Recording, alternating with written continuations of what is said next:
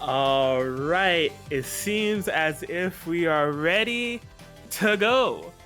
Fridays, outdated. Saturdays, overrated.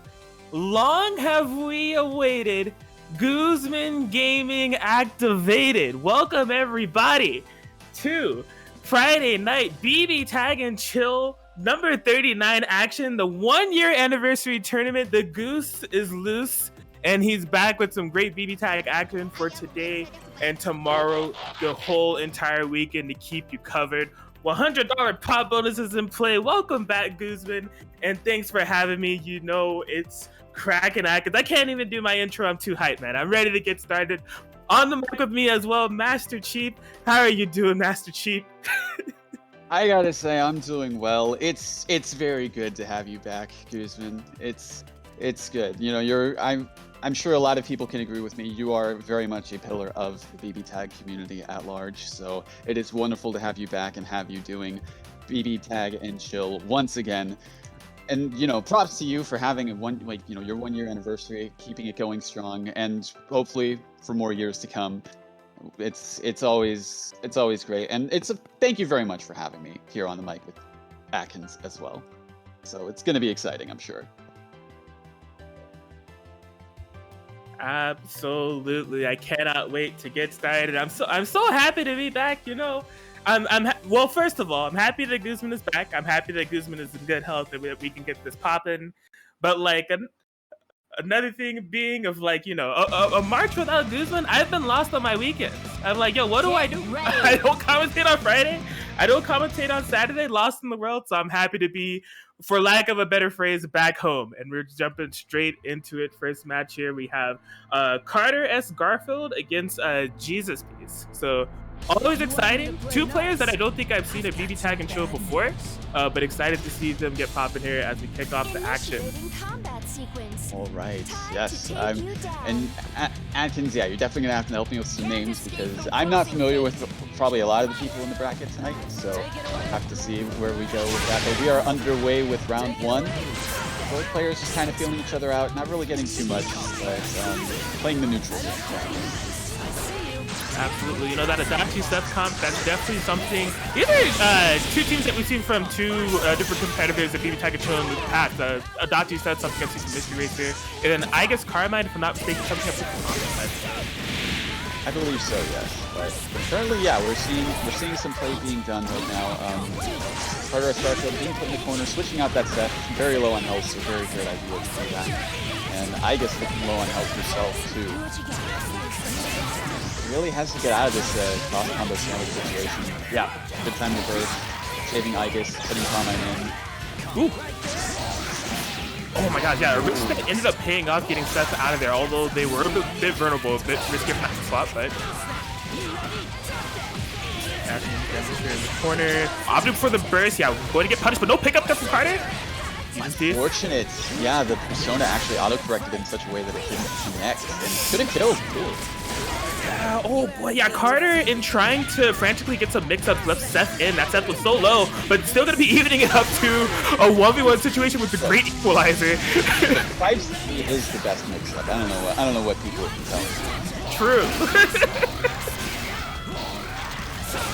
Oh, yes, able to find the jump in, catching onto the zoning, and Carter S. Garfield taking game one against Jesus Piece here.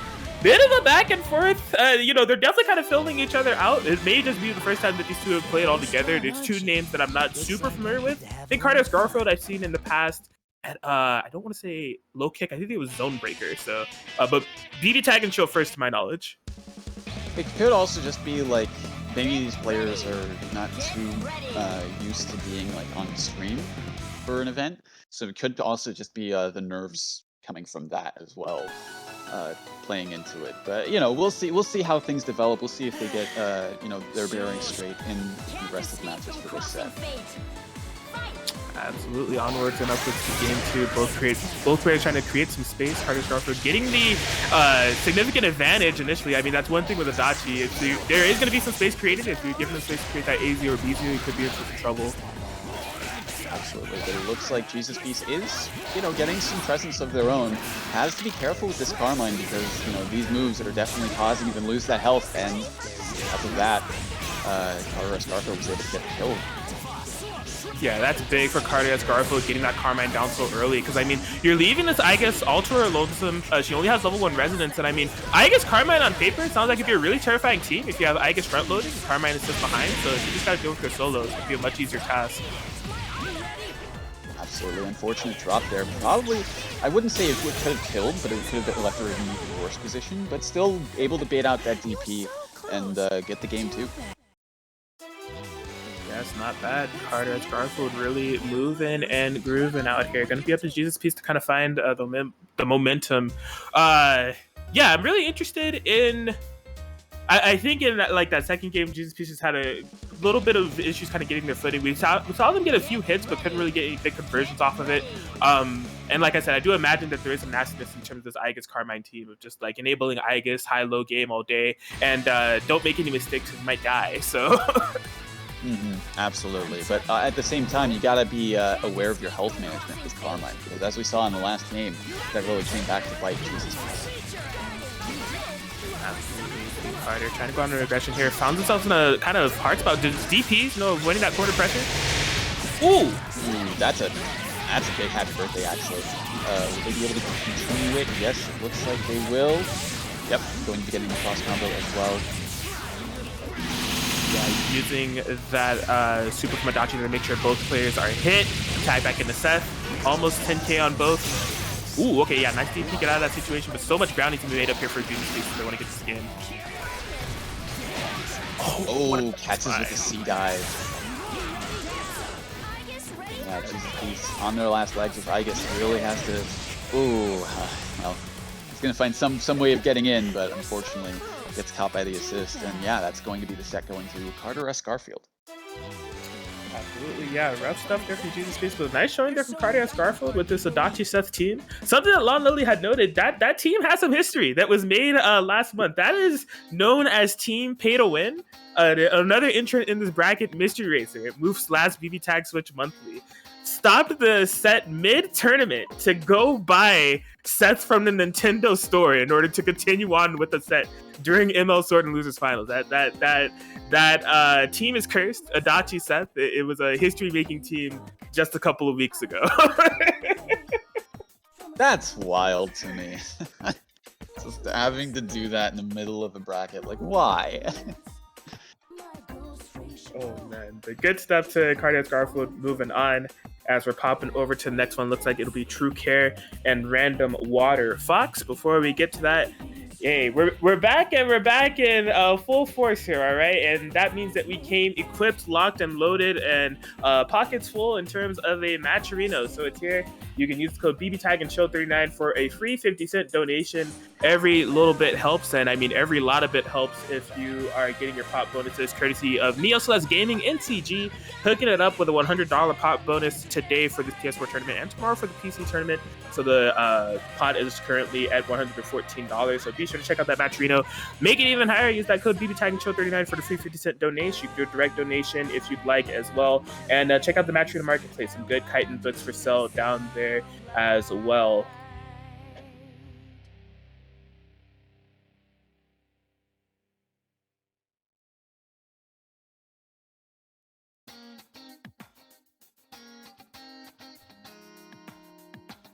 But yes, we are indeed moving and grooving along here. Next matchup, yeah, True Care and Random Water Fox. So Random Water Fox, again, another name that I'm not super familiar with, which is cool. Like I'm really happy because this is like a 1-year anniversary tournament, and like looking at the bracket, I'm seeing a lot of names here that I'm familiar with from recent, but also familiar from literally like 1 year ago, and like I haven't seen them since.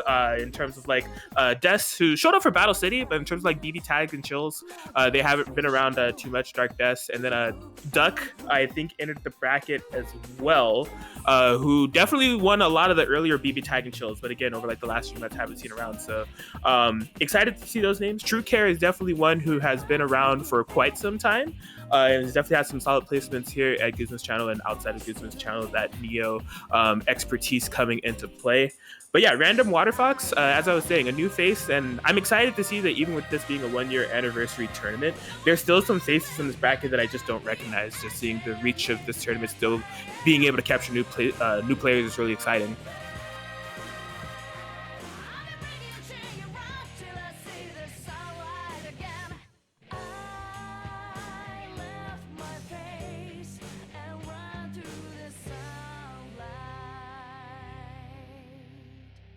Yeah, sorry, I'm just looking at to see what the status is of the current match that we're waiting on.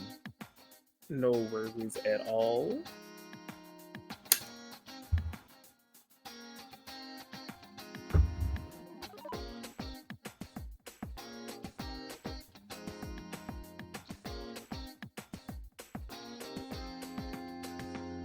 Yeah, it does seem as if things are switching up here. So yeah, we will actually instead be having a Mop versus Red Like Roses. So,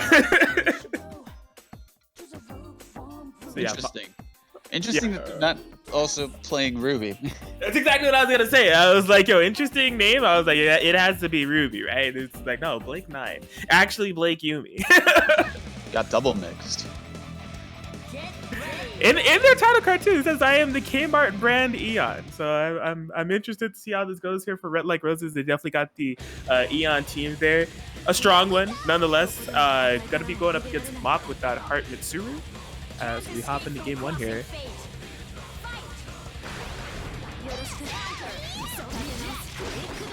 Mop on the aggression, finding a hit with this Heart initially, gonna be at the corner too. Able to get a safe burst off of Yumi is Red Like Roses. Interesting that there wasn't a burst punish off the bat.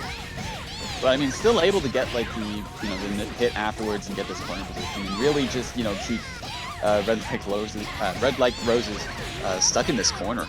Honestly, I mean, this heart pressure. Okay. It looked like she went immediately past her. Yeah, it looked a little visually weird. Yeah, haven't really been able to get out of this corner much, but able to reverse the super. Get some presence back and put Golden Mop in the corner of their own.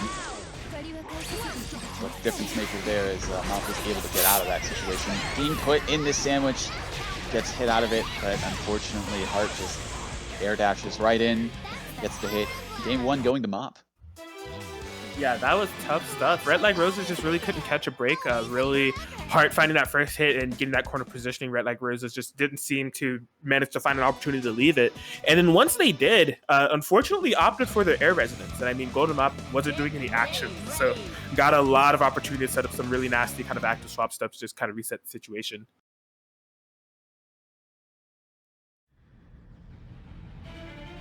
Here we go. Golden Mop starting off strong here. See if Red Like Roses is able to adapt accordingly, get some stuff started going in their favor. I do like the initiative of the 4P call there, but anti-airing Heart is easier said than done. Absolutely. No, I've been on the receiving end plenty of times, and it's just, oof, why do I even try? Oh boy. Baits out a DP.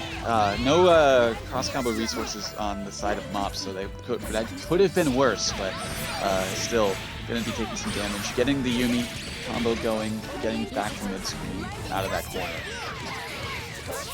Yeah, unfortunately off that air raid, not really going for anything crazy on the Oki, actually trying to hard call Mop, maybe jumping forward with that Blake 4P, but lost a lot of momentum, and you see kind of the payout for it.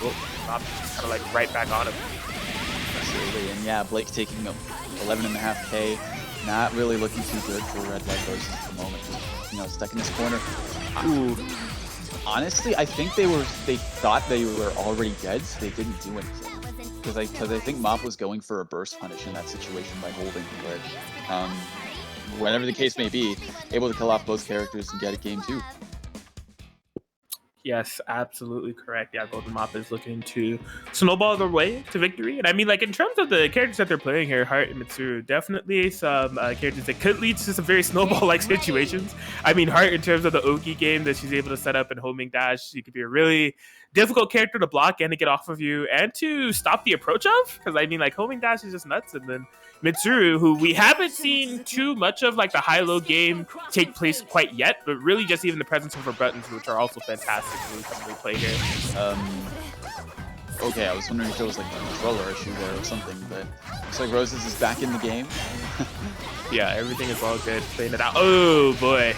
Yeah, bursting into heart. Mop's been really good about catching these bursts with heart, just holding down the charge, anticipating it, and getting a really good punish. This couldn't quite be dead unless it gets the meter. Oh, can you not have special super cancel off of that? I don't think so. There was a way to kill there if they were gonna like spin one bar and go into a cross raid, but it wouldn't have been burst safe. So yeah, that's true. Yeah, either way, killing off the Yumi. Down to the solo Blake here for Red Like Roses. The corn positioning a lot of the right side of the screen seen in this matchup thus far. Won't be seeing much of it anymore though, as Golden Mappa is able to take a 3-0 over Red Like Roses with that Heart Mitsuru. Yeah, I gotta say, that was definitely some solid pressure from Mop. Just really not giving Roses much time to breathe. I mean, the few instances that they were, it was like a reversal super or like, a hit back to mid-screen, but really they were able to stabilize and keep their momentum going afterwards anyways. So yeah, that was very well played stuff by Mop in that set. Definitely.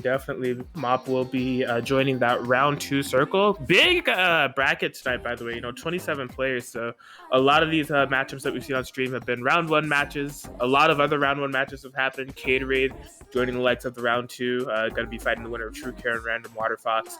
Crazy Salvi getting the win over Ducator. Omniscythe is here getting their win. Jake Achabizi as well. So just like a huge amalgamation of like just BBTAG and chill residents from the past and from the recent past, the far past. Like it's a nice little hodgepodge of participants here. Absolutely, yeah. I mean, I recognize some of these names myself, just from both Wednesday Night Fights and also just from other events that I've witnessed and seen, like on Twitter and such.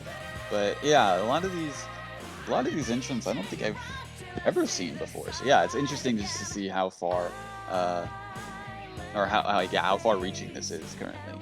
And yeah, good, solid, as you said, solid bracket size tonight. So interested to see how these new players fare against some players that even I've heard of. Yeah, absolutely. And I mean, we're jumping straight into another match that I find interesting. So we'll be having Puns, definitely a person that has won some BBTAG and chills and won a lot of other things. Definitely high-level player that it just feels like they can play the entire BBTAG cast if they'd like. Currently locked in on Akatsuki Kanji, ready to go. One of the more notable comps that we've seen from them. Going up against Crazy Salvi, which is a name that I'm not too familiar with. I'll say, for one, I'm a big fan of the team rocking this Mitsu Orie. And for 2, interested to see what they have to bring to the table. Because first round, they beat Duck. And definitely Duck is someone, kind of like I was saying from that BBTAG and chill past. Duck has won a lot of BBTAG and chills. Definitely a prominent Hearth player in North America. So interested to see what Crazy Salvi has to bring to the table here. Well, currently it looks like they're going, Team Rapier. Pretty solid team, I would say, in Puns. I haven't seen a lot of his play personally, but I know for a fact he is a menace with whatever team he picks up. So yeah, interested to see how this goes down with this round. So yeah, getting the assist conversion off of that, very good.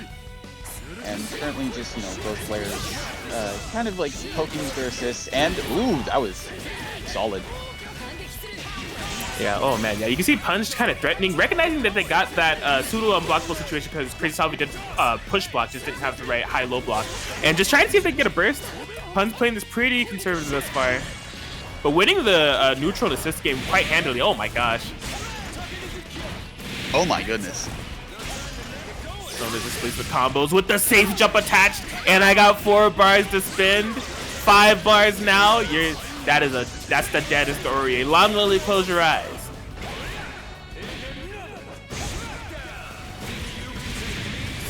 that cash, spend a little bit more, well over 10k, inching towards 13 as Aurier goes down. Puns definitely looking solid thus far. Caught by the low. It is solo Mitsuru, but gets taken to the corner. Good push block to get out of that position. Keep that presence. Good resonance call, actually, avoiding that active swap throw. Definitely, yeah. Solo Mitsuru, it's something. Her damage potential doesn't end up being the highest, and like one of the real big issues is when you activate resonance, right? Crazy Salvi activated it early, so not gonna have that unburstable kind of snowball potential that you could possibly create to try to get the comeback going. And then right post resonance getting hit can be a tough call, maybe just game. Yeah, it's definitely. There it is. So Puns able to take game 1 over Crazy Salvi here. Definitely kind of dictating the pace immediately. You know, getting that quick kill on Aurier was definitely a big deal. But you can see Puns just really looks kind of comfortable in this matchup altogether. They really kind of dictated the pace of the entirety of the neutral there. Honestly, yeah, just even like the little catches they got with like even just assists and a small conversion was really enough to make their presence known and put Crazy Salvi in a lot of bad situations. Absolutely, but we'll see how Crazy Salvi is able to adapt. I mean, one thing that is for certain is that we haven't been able to see Crazy Salvi's 2v2 game come to fruition yet, and I think that's more of a benefit rather than a setback, because this is definitely a team that once they get snowballed and get started, they can definitely be tough to kind of contend with, and you can see Crazy Salvi trying to get things started right now based off this round start. Oh. I mean, it was apparently far enough to be considered a projectile and not, not a physical hit. I've had that happen with Ragnar's 5A. Wild. Yeah, currently some solid defense from Puns currently, and also that paying off, getting Crazy Salvi in this corner position. Good DP to get out of that. Oh, wow. Ooh, very smart active swap. Yeah, Mitsuru's coming down pseudo vulnerable. Is kind of sus of just active swapping to Aurier just in case. Really caught Puns off guard there. Good falling button to catch the Akatsuki. And oh wow, what a backdash! But unfortunately, that assist not being able to save him through. Yeah, going down to a 1v2 situation for Crazy Salvi. Yes, familiar territory just with different characters here for Crazy Salvi, trying to outplay this 1v2 against fairly healthy Pun characters. This Kanji Akatsuki putting in some work. Huh? How do you get out of that? I guess DP? There were so many layers to that. Like, oh my gosh. Pun and Dun gonna be taking game 2. That was like one of the most threatening Oki situations I've ever seen in my life. Because like I saw the thing going up and I'm like, all right, well I wouldn't up back in this situation. And I see the throw and the Akatsuki 5P and I'm like, actually, what would I do in this situation? Like, I mean, I would have supered, quite honestly, but that's just me. I'm an idiot. No, but I mean, like, to be fair, I think that's really kind of like the point of that setup of like just putting all this stuff there to give you like the threat of wanting to kind of like sit there and just take the throw or like up back and take that throw when really it like requires a no fear kind of like super vulnerable maneuver to get out of there. But I mean, nonetheless, super threatening, great stuff here for Puns as they're on game point here. Let the throw put in the corner, but I mean, you've seen the situation before. Puns has been able to get out of it plenty of times, so we'll see what develops from this. Good defense, blocking that overhead. Yes, that safe jump off the 2C into there with Mitsuru. Puns' defense in this interaction has been completely insane, though. Lots of 50-50 scenarios, and Puns' defense was just like nearly perfect to the point where even though something hit, it was only like 3K. Because it was mainly at the end of that cross combo situation. So yeah, good stuff. Still getting caught though. Crazy Salvi really putting in some good work currently, but getting caught in a sandwich situation of their own. And things starting to turn around for Puns. I think so. Crazy Salvi needs to be a bit careful about this Mitsuru. I think they recognize it, trying to get them out off that cross combo active swap. Just a slight punish on Aurier. It's not the worst thing in the world. That looked really weird how that thrust went through the kanji call, but he still auto-corrected with that drop hit. Yes. Oh boy, yeah. Puns just sniffing out the DP there, punishing just with one bar. This Mitsuru's in trouble. Oh, what a call! That should be game. I think so, yeah. 5 bars on deck. This routing looks pretty good. And yeah, what a threatening situation, you know, putting it into the mind of Crazy Solvy the unblockable, but actually just calling out the push block the entire time, which would have beat the unblockable. Cashing in that 9.7k, getting a 3-0 in the set. Pun's going to be moving on to winner side round 3. I gotta say, that was very solid overall from Puns. Like, he had some good defense, as noted earlier in this round, just being able to block a lot of that mix-up and a lot of those things in the corner. Really to the point where any hit that Crazy Solvy was able to get was just, you know, minor in comparison to what it would have been. But Crazy Solvy did have some good stuff. He put Puns in those situations, made them have to hold that pressure and really keep them on their toes. So it was a valiant effort, but yeah, good stuff to Puns, and hopefully Crazy Solvy is able to, you know, make some headway in the losers bracket. Absolutely inclined to agree with you there. Looks like the next match that we're having up here is definitely a banger alert. True Care versus Caterade. This is definitely a matchup that we've seen time and time again here at BBTAG and Chill. And even on some other tournaments, I think these two have kind of butted heads at DonCon's tournaments as well. So should be an interesting one. Strong levels of play coming from each side. You know, as we said earlier, True Care is definitely that Neo specialist. Has a lot of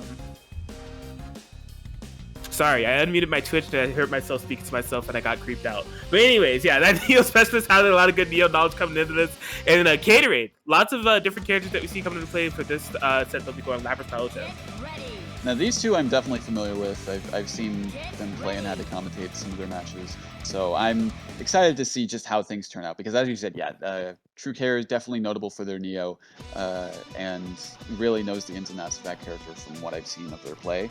And Caterade is a threat pretty much no matter what team they have. So interested to see how both of them navigate the situations that the other is going to put on them. Definitely. Neo Susanoo always being so mean to Neo for whatever reason. I mean, she's just there. Menacingly. At least in his eyes. True. Well, man, speaking of definitely menacingly things that are just there, Naruto Kurogane's 4P just there covering the entirety of the verticality of the screen, coming in, paying off in dividends twice now. You need to be careful with your True Care. That's a red axe, Lapras, and you got right in between? Oh my, this is so tense. This is rough because, yeah, any hit that Lapras gets, good throw text, by the way. And surprised there was no burst. I mean, I feel like, oh wow, what an active switch to take out that DP. Good stuff to Caterade so far. This is dead. If that reset actually did work, that would have been dead. But I mean, still able to get the hit afterwards, gonna get the kill. Caterade getting game 1. Yeah, man, that was a 40-second game. And I mean, like, Caterade just really, I think, played insanely during, like, the entirety of that game with, like, really solid calls on what True Care was going to do. And had the anti-airs there, solid active swaps. It was something else. And the threat of that Lapras Red Axe, I think, influenced a lot of True Care's decision-making of, like, oh my god, do I tag? It puts pressure on you. It puts that, like, subliminal pressure of just seeing that Red Axe on the screen. Absolutely, yeah. And it's just like, you know, oh my god, I don't want to get hit. I don't want to get hit. Oh no, I'm hit. Yeah, so really, yeah, it's gonna be. I honestly say with that Kurogane assist, yeah, it's just so big, it's so vertical, and honestly pretty horizontal too when you think about it. Like you saw where Neo got hit at the beginning of this round or the previous round. And it was just, yeah, that has some presence. It really controls the space to allow Caterade to do what he does. So hopefully True Care is able to navigate around that. Absolutely. We shall see. Head straight into the game 2. Caterade on the immediate offensive. I will jump over Susanoo and cover the skies with 4P from Kurogane yet again. Alright, True Care finding a nice counter poke here to get some momentum started of their own here. Now, True Care, not for nothing, definitely somebody that's momentum heavy as well can get an equally as dominant game as Caterade just had in their favor if they get things started. Well, currently it is definitely looking better for True Care, catching these Kurogane assists, not getting. Oh wow, that could have been disastrous if that didn't hit True Care. Oof. Yeah, really just a perfect call of the 4P right in between that Susanoo pressure to not allow for Kurogane to get punished there for Caterade. Oh my god, yeah, this is one of those really tight scenarios too. That's red axe damage. Look at that, 9.2k for 2 bars off of a basic active swap. Definitely get Susanoo out of there. Oh wow, what a DP from Caterade. No fear. Okay, yeah, the side swap now in the corner here. You see Caterade playing a little bit on the defensive, navigating the sandwich pretty well thus far. That was kind of sneaky. Oh wow, catches with the C dive kick. Yeah, I was gonna say it doesn't look like they could have been able to kill even if that combo didn't drop. But I mean, still, the Labras in the red. Oh, you gotta be. What a clash! Oh my gosh, yeah, I think the clash for both players just really caused a little bit of confusion, but True Care was definitely able to get the better of it. Into the corner we go. What's the Oki? Nobody knows. Missed time on the throw. Yeah. Oh, he said, "I dare you to interrupt me." That'll do it. A nice confirm here for Caterade to take out the Neo. Oh, putting the Labras in is, I mean, just needs to do cross raid, quite honestly.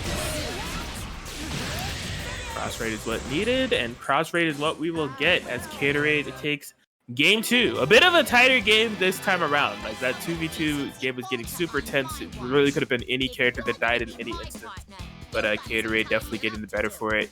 And yeah, really getting the big advantage in the set overall now.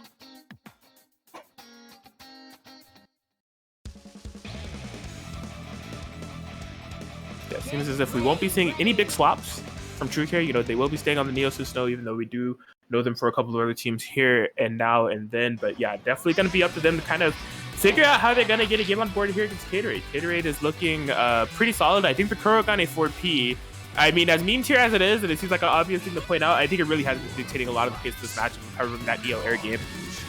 Oh, absolutely, yeah. It's just been, I mean, it's a no-fly zone whenever that thing's out. It hits so high up in the screen that, like, if you're caught pressing a button, it doesn't matter how high up you are, you're gonna get caught. And the untech time is ridiculous on it, too. Yeah, interestingly enough, I feel like True Care has actually noticed that, and it... Oh my god! That's, I was like, where's Neo? And she was getting caught by that air button from Caterade. That was super smart. Oh my gosh, yeah, the big happy birthday started off here for True Care, firing right back against the Slabbers, trying to air tech reset. Oh! Oh! Gaming! I did a DP, that Labyrinth is definitely gonna die!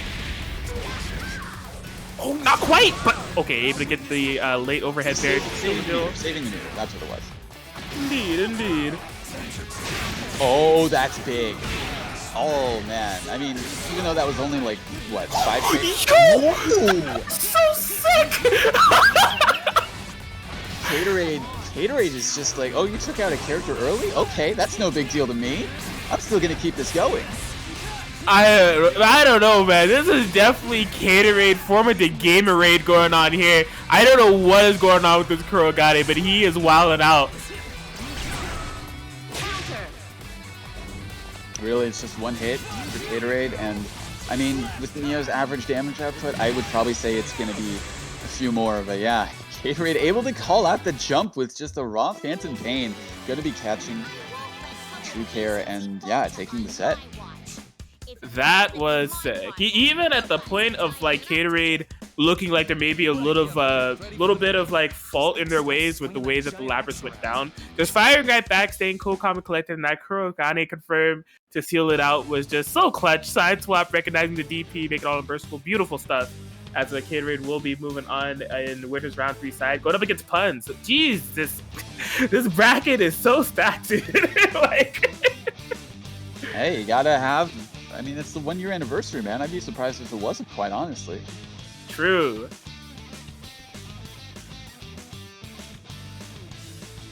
Yes, we will be moving on here to Zero Shadow Blood versus Carter S. Garfield. Signed up in the bracket as 402 Garfield. And yes, Zero Shadow Blood also, like I was saying, there's interest from like BBTAG and Chill past and BBTAG and Chill far past, BBTAG and Chill recent past. Zero Shadow Blood kind of falls under the recent past. You know, like in like the past like 4 months or so throughout the year, we've seen Zero Shadow Blood enter, and I think win at least one BBTAG and chill, maybe a few more, but I know at least one.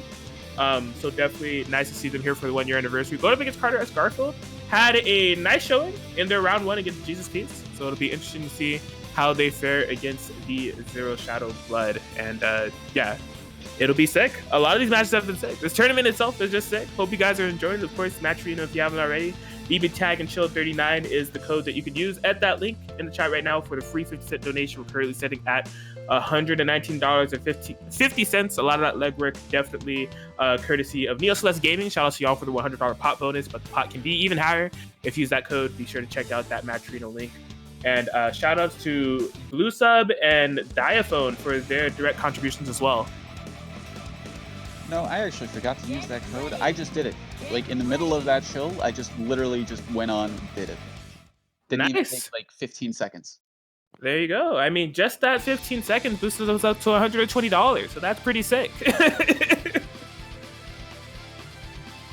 Yeah, so if you're familiar with me and my commentary, every time Zero Shadow Blood is on the screen, I always say this. You get hit by this team, you're going to be feeling it. You're going to be feeling it very much so. That 5A, already corner position and about, what, 7k damage at least? Yeah. Oh my gosh. I've been playing Yumi quite a bit lately, and I've had to fight a few Adachis, and just like Adachi round set against Yumi, you want to be so careful if you're Adachi, because it's just like she has a lot of options that can beat yours, and like you're gonna put her in a lot of her like optimal scenarios.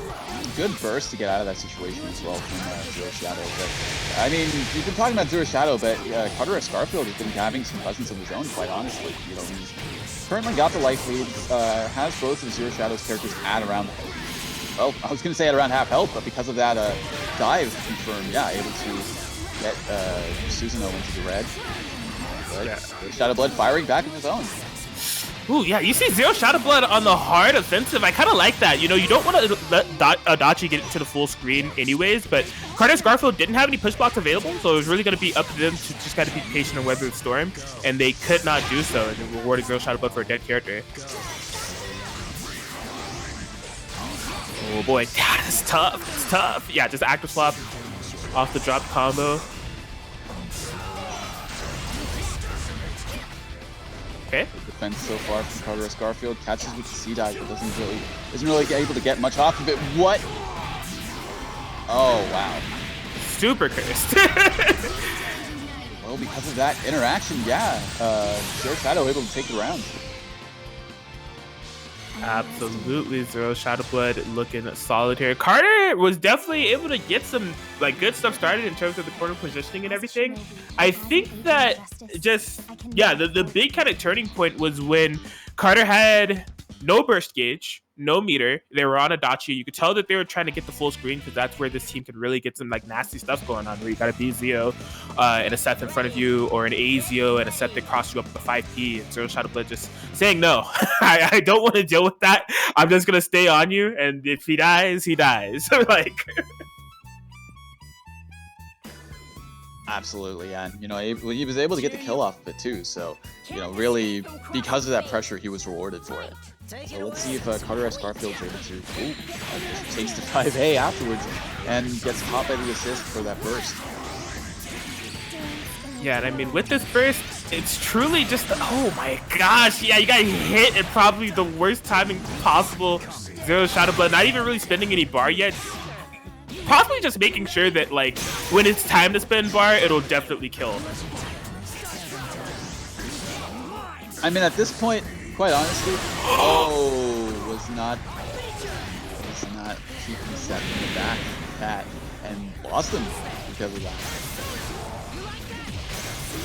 Wild, yes. Oh my gosh, Zero Shadow Blood just holding up back for what had to be at least like 20 seconds, or 2 seconds, sorry. And now cashing in this damage. The resonance is gone here from Carter's Garfield. The throw bait And yes, Zero Shadow Blood definitely getting a nice game 2 in their favor. And Zero Shadow Blood just seems to be really comfortable overall. I am noticing some decisions even in like meter like the way they're conserving meter and like the type of setups that they're going for and the way things are hitting and their defense altogether. They just don't really seem to feel super threatened by Carter Garfield. And I mean, I guess a lot of it is because they're staying in. They're keeping the match at mid-range, and they haven't had to deal with any like real crazy CEO things or anything. Yeah, exactly. And it's just also it's just a matter of like, you know, they're not really too concerned because it's like as long as he has well really it doesn't even matter who if he has just one character or two. With Zero Shadow Blood's gonna be able to get some good damage off of Darkness. So, you know, all these little hits that, you know, he's been taking really is just like, hey, yeah, I'm taking this damage, but I'm going to be able to return it back to you. I mean, as we're about to see. Yes, using the 2-3-6 to try to stabilize this Happy Birthday as much as possible. The Adachi does fall up, but there's the... So he almost died. Funny story. Seth almost died. He's going to die now. So... Oh, man. Oh, yeah. Yep. Yeah, we'll bring in Yumi. Pick up the pieces. This Adachi is in trouble. Level 2 residents already in the fatal zone. Are you? Yeah, use it there. I don't think that's a bad idea. That was probably the best point to use it at, quite honestly. Okay, this is definitely going to be an uphill battle to climb. Only at level 2 residents. Has no meter to work with either at this point. It's coming back, but it's pretty slow going. And, yep. Whew. Oh man, yeah, I'm a bit surprised from Carter's Garfield. They're not opting for a Resonant Super, but it will be Zero Shadow Blood who is able to take it 3-0 and move into this shark-infested waters of a winners round 3 that's going on here. But as long as I live as a shinobi, absolutely, yeah. And then, as you said, yeah, it's stacked beyond, like, it's super stacked actually, I would say. And yeah, you may have had some, you know. You may have had some good competition in the first 2 rounds, but once you get to round 3, that's whenever it's like, okay, you got to bring your A game. Yes, definitely. And yeah, it actually sets up a very interesting match there between Zero Shadow Blood and Princess Essie, which is Princess Essie is actually. I was speaking with you and Guzman about this earlier. Like, where BBTAG and Chill, the narrative ended off in February was that we were starting to see more Switch Tag players join the brackets. So there was Potion, who won the last PC Tag and Chill bracket. We've seen Jurassic Jack and Princess Essie joining as well. And like, this is Switch Tag is actually a community I've gotten to know a little bit more in Guzman's absence. Like, I've been kind of tuning into their streams and tournaments over the course of March. There's some strong plays. So excited to see Princess Essie make it to winners round 3, and interested to see how that match against Zero Shadow Blood goes. But we are moving on to Dark Death versus Omniscythe. Dark Death, the winner of Battle City 2020, locking in that hill to hide, gonna be going up against Omniscythe. Now I saw on their player card, BBTAG speedrun any percent. Yeah, you don't want to get hit by GA, especially if it has meter. And Adachi is very much able to set up situations for GA where it's like, yeah, she can power charge and kill you immediately. Yes, absolutely. Omniscythe and Yui are definitely 2 Adachi GA players that we have both seen attempt and be successful with the speedrun technique. So, Omniscythe, for the sake of transparency, it was against me at one of the last PC Tag and Chills. I was a victim of that. That's unfortunate to hear, quite honestly. I'm sorry that had to happen to you, but whatever the case may be, yeah, it looks like the hell is not doing too good on Dark Death's side, and able to get the hide in. But Omniscythe's just still keeping his presence, still keeping the pressure going too. Okay. Interested to something worth noting. Interested to see this team out of Des, the hill to hide, because we do know Des is having like a filthy Yukiko, and just like having a lot of teams all together between Hilda, Nine, and Yukiko. So interested to see what this hill to hide brings to the table here. Gets the grab. Not quite going to be a dead character, but it's still going to be. You know, I say that. No, okay. Yeah, not quite. I was Yeah. expecting like something like a power charge, and then like maybe one hit afterwards to kill. Yeah, I guess for the sake of keeping it burst safe and just the way Omniscience is routing it all together, would see if there would be a burst at any point. Couldn't quite kill her, but still maintaining a lot of presence as a neutral game as I already kill Hyde. Ooh, okay.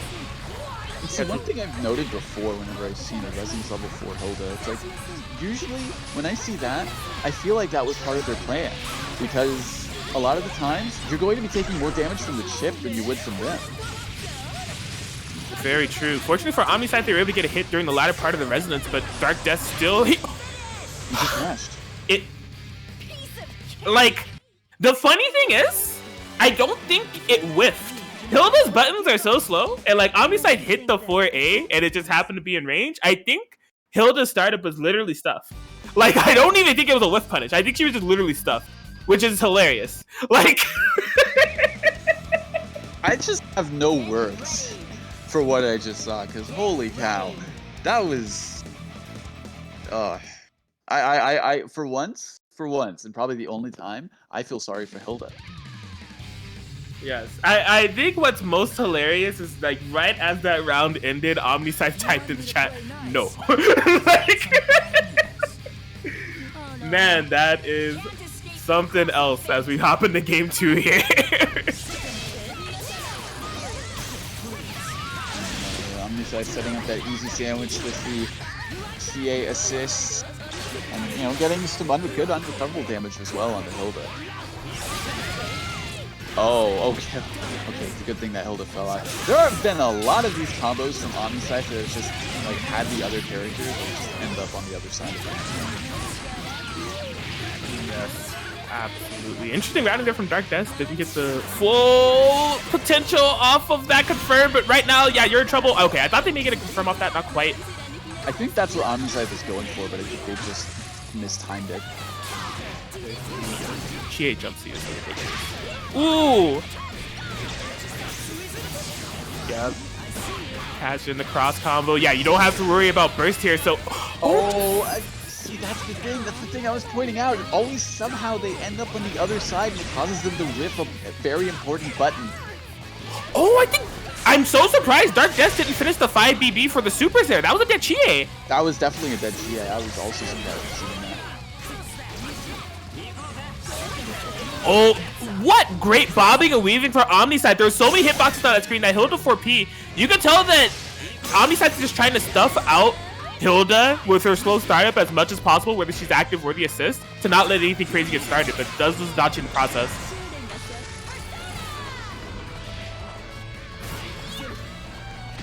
Oh, finds the throw! Yes. Important, putting this Hilda in a very disadvantageous position. Oh, whoa, no. Yes, that was definitely rough there from Dark Death, as Omniscience is going to be able to take game 2.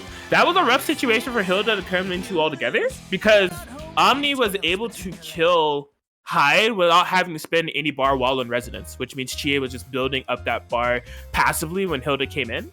And I mean, Hilda didn't have any bar to spend, you know, if she activated Resonance. Guess what? I have some Resonance left on my end. I'm Chie Satonaka. I got like 5 bars to spend. Let's throw down some meteors, all right? How about you just block and like let me get some mix going? It was definitely gonna be a rough situation there for Dark Death altogether, even despite the DP. Absolutely, yeah. And it's just, and another thing is just like whenever that Chie has meter like available for the meteors, you're eating some chip. You're eating some chip damage for sure, and it's going to stack up and put you in, you know, even more of a panic situation. Definitely. As of right now, Dark Death starting out strong with this 5A round start, despite Omniscience challenges not being deterred from hitting the button as a whole and getting payoff from it, carrying Omniscience to this corner.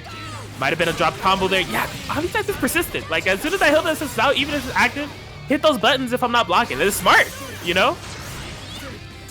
That's good block from Dark Death to avoid anything really, to block that cross combo situation, and also get a grab off too. Alright. Ooh! That could have been gross. Fortunately for Dark Death, no big confirm off of it getting the throw here. They're just going straight to cross raid, keep it simple. Oh, that's a dead sheet. Whew, okay. Only had to spend the 1 meter too. Not bad at all. Oh yeah, that's gonna be a baited super, and we will be punishing that. Dark Death getting their first game on the board here up against Omni Scythe. Solid stuff. With the insulator, Yeah, and I think somewhat of a factor in that matchup was Dark Death basically not getting. I hate to just be so blunt, but it's just like not getting counterpoked. Like Omniside has definitely been getting a lot of mileage of having these great calls against Hilda as an anchor, or Hilda in the back line and Hilda in the front line, of whether it be like jump Bs or 5As or 5Bs or what have you, and just like Dark Death just instantly controlling the pace of the matchup with that round start 5A, and then even finding some full screen kind of pressure to get going too. So solid game in there. And let's see you try. Oh no. Good. Can't escape from Did they switch colors? they did. That's a Dark Death specialty. They will just switch colors mid-set. Like, Because I got thrown off for a second seeing the different colors, but whatever the case may be, Dark Death getting some mileage with this Hilda currently, and you know, good active swap as well. that almost sucked. Oh no, just got crossed up. Unfortunately, oh, but able to react in time. The freeze frame. Chie, get over here to the corner. Pellbringer. Oh, caught by the Hilda 4P this time. Just no confirm. Raw power charge. Yikes. Well, I don't know what you were intending, but unfortunately that was a waste of 2 meters. It might have been an attempt at like an instant air meteor. Is the only thing I can imagine. Yeah. Unfortunate, but that's how it be. Omniscythe put in a very bad position too. You know, 1v2. Not really. Well, yeah, level 3 resonance already. Wow, I didn't realize that. Able to kill off? Yep. Able to kill off the hide. Yeah, make it a 1v1 situation now, surprisingly. Yes, ooh, catching with this 5A, stuffing the Omniscythe approach, draining the rest of this resonance, activating resonance of my own. Solid position here for Dark Death, trying to get a restand, follow up, but just catches the 5A again. Omniscythe trying to move. I laugh at you. Dark Death tying it up 2-2.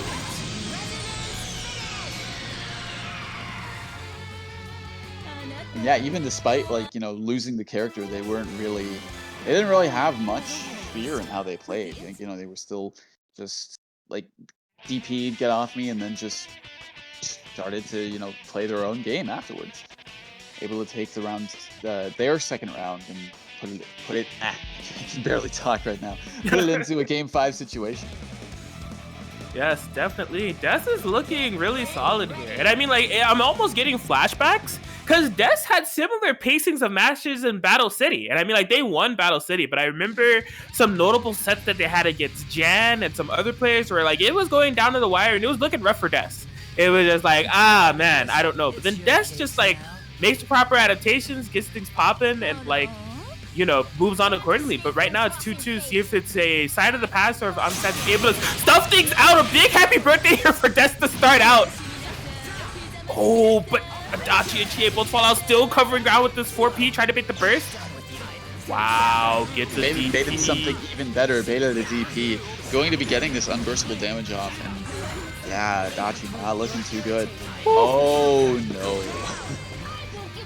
Tension is rising here for Omniscythe as 2 DPs have been baited. A solo Chie is here on level 1 resonance. Activate the meteors. Smart to just run for it, but still get thrown. The unfortunate thing is Omniscythe only has level 1 resonance, so wouldn't really have too much meter gain or meter levels to work with afterwards. Yeah, that was such a sick sandwich setup off of the Hyde Rekka. I've never thought about using that way. Yeah, Dark Death running out this resonance time, really just not giving Chie the chance to breathe. You know, gets meteors, but doesn't really get too much off of it in terms of, you know, any block, stun, or anything. And now it's just a one-hit situation for Omniscythe. Yeah, this is so rough if you're Omniscythe. A lot of your comeback potential is gone. The resonance is gone. Rampage time is so far away. A hit away from dying, and a hit makes contact in the form of high 5P. Dark Death reverse sweeping against Omniscythe. Moving on in the bracket. they're in top 8. That's a top 8 qualifying match. So Dark Death has moved on. They'll be fighting the winner of Puns and Caterade. Me and the Princess of the Nightblade both.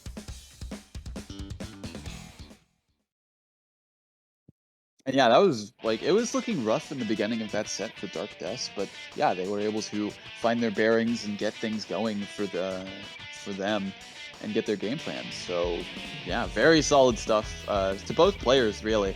Omnisize for putting the pressure on Dark Death, and Dark Death for bringing that back. Absolutely, this bracket is shaping up to be something else. I haven't checked the loser side yet.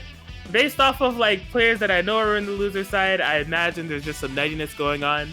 But we will be hopping over to 2 players that we haven't seen on stream yet today, but we have seen on stream from BBTAG and Chill like since the beginning. Mystery Racer and Chop Suey. Get ready.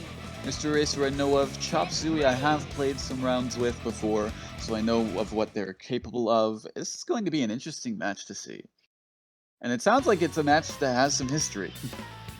Yes, in terms of, I'm sure they've played against each other before in bracket, but like definitely like if you think of like early BBTAG and Chills, like the 1 through 10s, Mystery Racer and Chop Suey are names that you'll see a lot. Like they're definitely present in like the past. The Mystery Racer just kind of all together, you know, been a solid part of these tournaments. So on to game 1 we go. Instant sandwich setup, finding the hit. No confirm though. Getting a hit off with that. Oh, just falls back into it, not blocking. Unfortunate, that is a mark. Yeah, for any super to fall out of and get hit by, usually it's not too bad because you're gonna have some reduced damage. But in terms of Naruto's resonance powered up super, you got a mark. So you may be a hit away from dying. Unfortunate. And looks like this GA isn't going to be doing too well afterwards. Back down at half. Oh, good DP catching both characters with that. Also, good cross up with that projectile. Yes. Wow. It wasn't punished, but it is a waste of meter. I think Chop Suey might have been trying to go for an EX, but they probably got stopped out by that super activation. I don't know. Yeah, that was quite the scramble overall. Mr. Racer definitely making the best of it though, getting the kill on the Easy Way. So Easy Way was the marked character, but I mean Chie is so low, she's already getting hit. This is rough for Chop Suey. Yeah, it was so rough that, yeah, that combo was able to kill. Mystery Racer going to be taking game 1 off of that. Definitely. I mean, not for nothing, Mystery Racer did, I don't know. Mystery Racer had a solid start in that game. I just felt like, although it was game taken for them, there was a lot of kind of interesting interactions that happened. You know, the whiffed super, the drop Naruto Shirogane confirm. It's just that it wasn't quite punished by Chop Suey, so it wasn't the worst thing in the world. But I think some cleaning up from like both players could kind of influence the pace of the matchup that we see going into game 2. Let's get this ball rolling. I am the executor of justice. Face me. Can't escape from crossing fate. And we are here. What do we have on the round start? Ugh.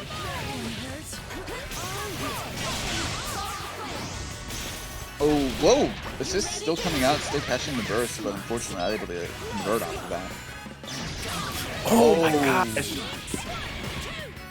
Unfortunate. Fortunately for Mystery Racer, wow, able to DP out of that. But yeah, fortunately that DP punish did not have, my gosh, what are these DPs? Yeah, it was just a constant tug of war of like Chop Suey is like, alright, so you're gonna burst? And like Mr. Racer's like, no, I'm gonna DP. And like eventually he died for it, but it was an interesting interaction to watch nonetheless. Ooh. A little bit of slowdown there, but nonetheless still able to block the majority of that cross combo block string. Yes, so the solo Shirogane for Mystery Racer is dissipated. Gets a mark on Chie. Oh, unfortunate that DP timing. Not able to really get it. Yeah, because that DP was smart. If the meteors hit, then it would have had invincibility and also a, projectile hit back. But unfortunate, yeah. Ooh, okay. Yeah, still believing in the power of DP to make things happen. Yo, got caught by a counter hit in the traps in the air. Just couldn't get a confirm off of it. Mystery Racer trying to make anything happen with this Shirogane. Ooh, projectile saving Shirogane. or trap saving that.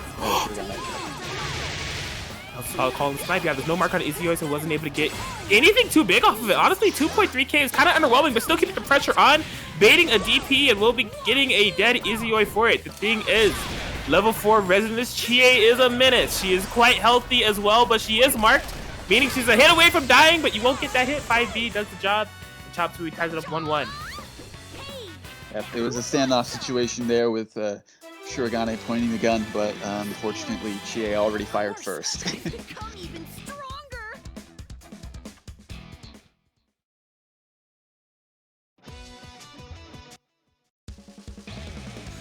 Yeah, definitely the solo Shirogane for Mystery Racer is one of those things that you have to be on the lookout for. We've seen so many solo Shirogane comebacks from Mystery Racer, kind of like making a name for it on this platform, honestly. Like in terms of like my first exposure to Mystery Racer was actually in Guzman's BBTAG and Chill tournaments. Like that was the one thing I remembered about him. It was like, man, he had a lot of solo Shirogane comebacks. So Can't escape from crossing fate. being thwarted by Chop Suey at this time as we tied up 1-1.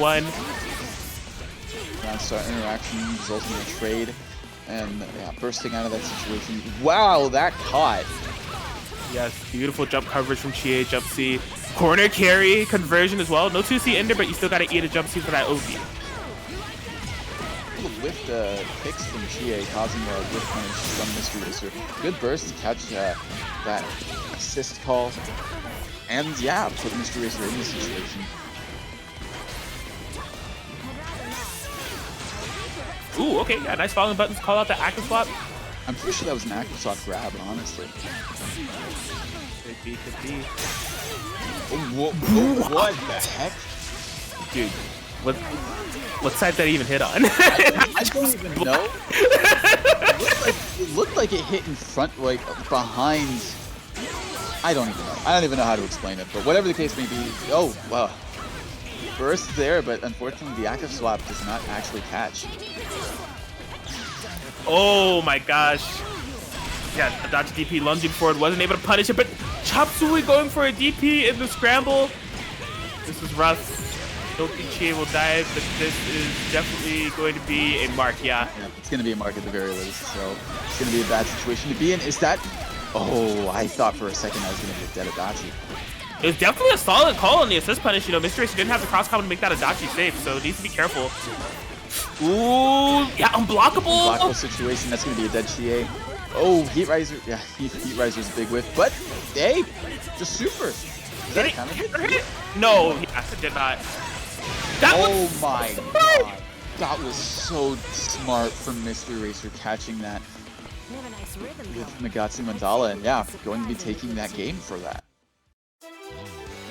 Definitely positioning under that Izuyoi, the active swap Magatsu just to cover the airspace. So if she was doing anything, she's gonna get hit. If she wasn't doing anything, it's gonna be a nice air to ground. That was definitely a solid call out. Mystery Racer is bringing it 2-1 here. Ooh, and Chop Suey going for a character switch, replacing replacing the Chie with Batista. Yeah, Chop Suey definitely, I know, has the side characters in the form of Batista and Ruby, so in this instance, is going to be opting for the Batista Izuyoi. In the past, when I see Chop Suey play this team, it's very interesting. Chop Suey starts, like, if they get, like, some nice hits going and start really dictating the pace of the neutral like the team can, the pace of the game becomes very slow. Like, they'll float in the air with Izuyoi and, like, call these Batista assists and just, like, really kind of control the pace of everything. And it can be really threatening to deal with based off of how well they're able to get things started. As of now, though, Mystery Racer having none of that.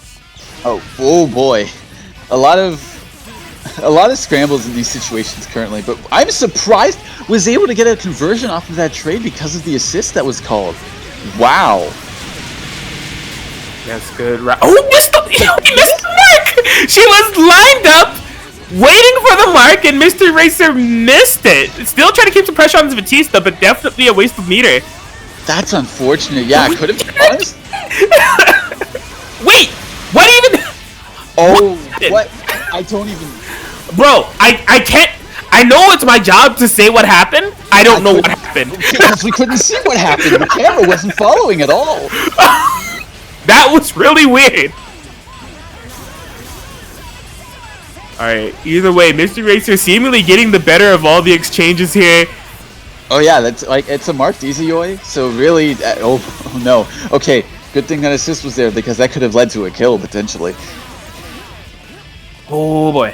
Yeah, Chop Suey trying to play safe. Really, any hit on either character could be fatal. So they're trying to slow it down, let Izuyoi heal up a little bit, but the thing is Mr. Racer on this life lead. Already has the 4 diamonds built up. Doesn't need to take any crazy unnecessary risk. Pushing this Batista to the corner. The DP is stuffing out that Adachi 6P as well. Solid defense. Oh, wasn't ready for the Batista 2A. Alright, Chop Suey kind of starting to bring this back. Oh, wow, what a DP assist. But yeah, unfortunate, gets caught by the Adachi and going to be able to kill off with that. That's okay. Activate the resonance with the Izuyoi. Great defense, no challenge after the block special. I feel like Mr. Racer was anticipating that Chop Suey was probably going to resonance cancel that. Possibly. Oh! Yeah, able to react with the active swap. This is big! That should be dead if he doesn't drop this. Yep. Yes, no drops here as Mystery Racer able to take it 3-1 over Chop Suey. And yeah, there'll be another qualifier for winner's side top 8. I gotta say though, that was very solid play from both players. Mr. Racer, of course, especially, he did win that set. But I mean, it was good navigation by Chop Suey. It's just Mr. Racer had some really solid callouts for like at pivotal moments too. Like we saw the Magatsu Mandala.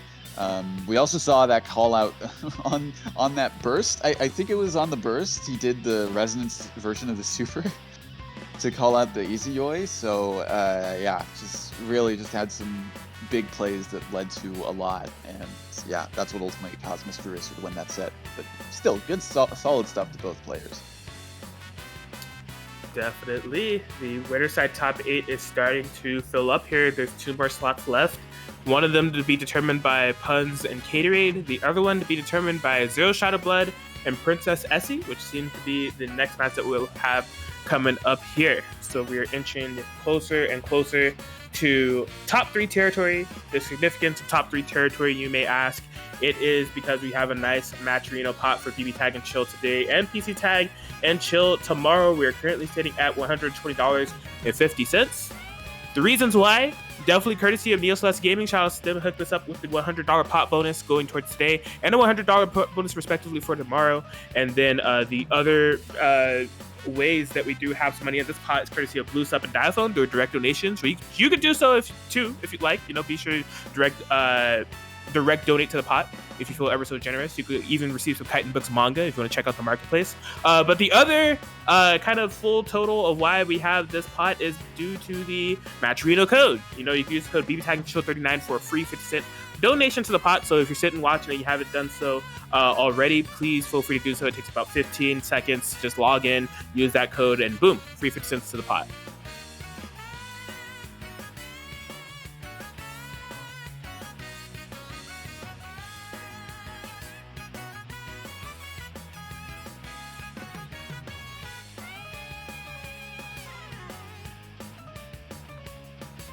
Yes, we are currently looking to get things going here. I think we are awaiting Princess Essie.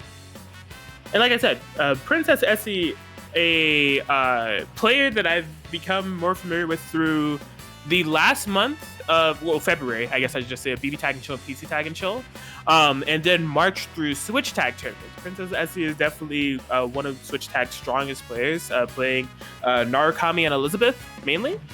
So interested, I think they just recently were able to acquire like PS4 Tag and then started entering a few PS4 Tag tournaments here.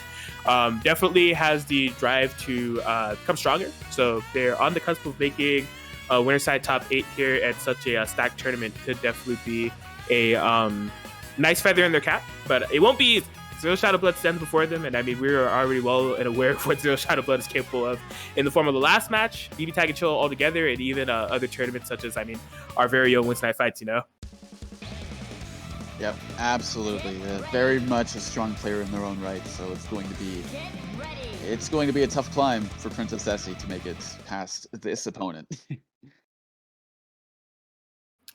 Definitely, as we are hopping into game 1.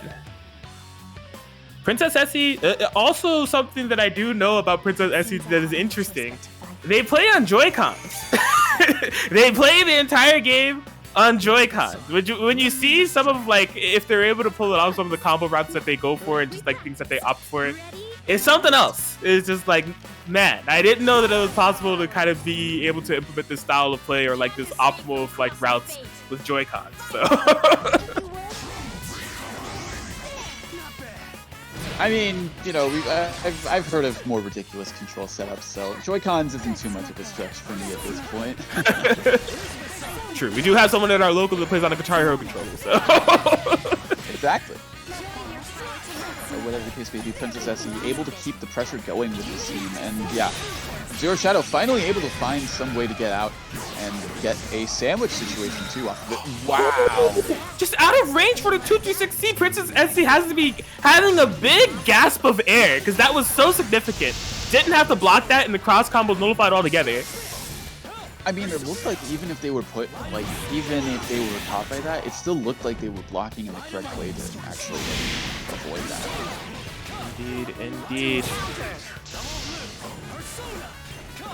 Alright, Princess Essie definitely setting up shop with this lockdown. You can see Zero Shadow, but yeah, get me out of this corner, get me out of this Narukami pressure, I'm done with it. Air unblockable. Ooh. Is this gonna be safe? Yes!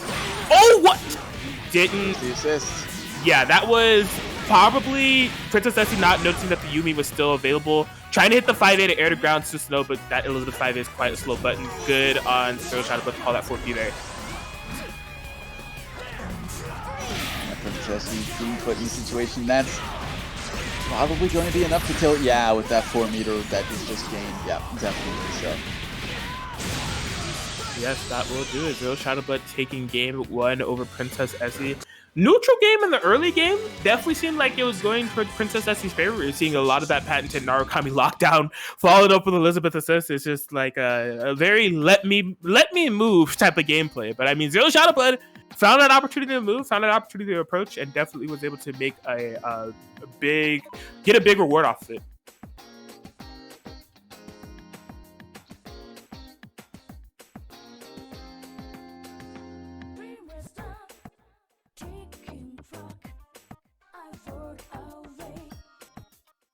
All right, we're jumping straight back into it. Get ready. Yeah, really what we'll have to see is if Princess Essie is able to get some kind of mix or active swap or cross combo scenarios going. You know, most of the hits that we've been seeing from Princess Essie has been these neutral exchange wins, but not anything followed up into threatening of Oki, as opposed to Zero Shadow Blood, where we're seeing constant silences, constant active swaps, you know, Yumi 6P, Susanoo 6P, kind of dictating the pace of everything. Although, that whiff on 236C was definitely worrisome, but besides that, everything was solid. I'm surprised that there was a dead zone for that move. Dude, it's just like, everybody paused. It was just like, yo, what just happened? Oh, yup. Yeah, that's Susanoo 6P calling out the jump, and this time, yeah, that Yumi 236C will be making contact. Big dammy whammy, 9.5k corner positioning, 4P in the throw. What you gonna do? Narukami in a lot of trouble here again. Even sniffing out the first Princess Essie in so much trouble here. Looking very rough for Princess Essie right now. Just, even that EP not being a way out of that situation. This is, oh man, okay. I'm very surprised by the fact that what is happening? Just believing in our bonds as you Narukami is what they're doing. I mean, lots of hits. Yeah, really playing off of just raw adrenaline there. Was able to strike some hits off of Zero Shadow Blood, but now it's just a solo Elizabeth stuck in a sandwich. Oh, nice DP to get out of the situation. This is still pretty rough. Oh my gosh, the hit confirmed. What are we routing into? The Susanoo should be dead. Oh no, did not do a resident super! Could have killed off of it too. Oh, yeah, that's gonna be death. That's gonna be death. Yes, that is absolutely gonna be death. Could have finished the play. As Zero Shadow Blood getting game 2 over Princess Essie. What a heartbreaker there. Got the clutch like kind of hit and even like confirm that they needed on Susanoo. Just did not spend the bar in order to kill the character and definitely kind of suffered for it there. As Zero Shadow Blood is a game away from locking in that winner side top 8 positioning.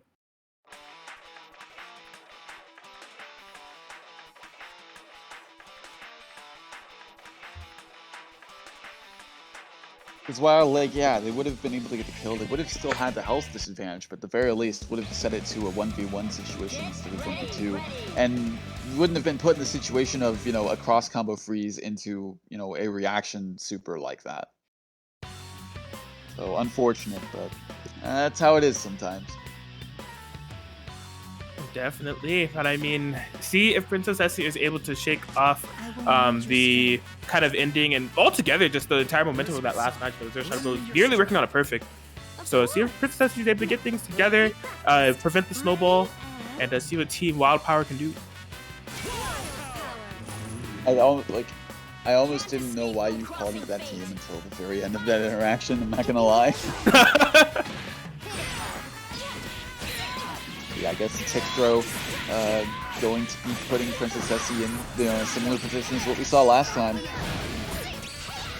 Good defense so far. Gets out of the corner, puts it back into mid-screen, and gets the active switch hit. Yeah, beautiful. You know, that's what I wanted to see off of game 1. Game 2, I mean, it was barely a 2v2 game, but I wanted to see Princess Essie get some more kind of threatening active swap across combo scenarios. Look at the payoff for it. You know, back to the corner here for Zero Shadow Blood. These nice Narukami buttons coming to play. Burst punish as well.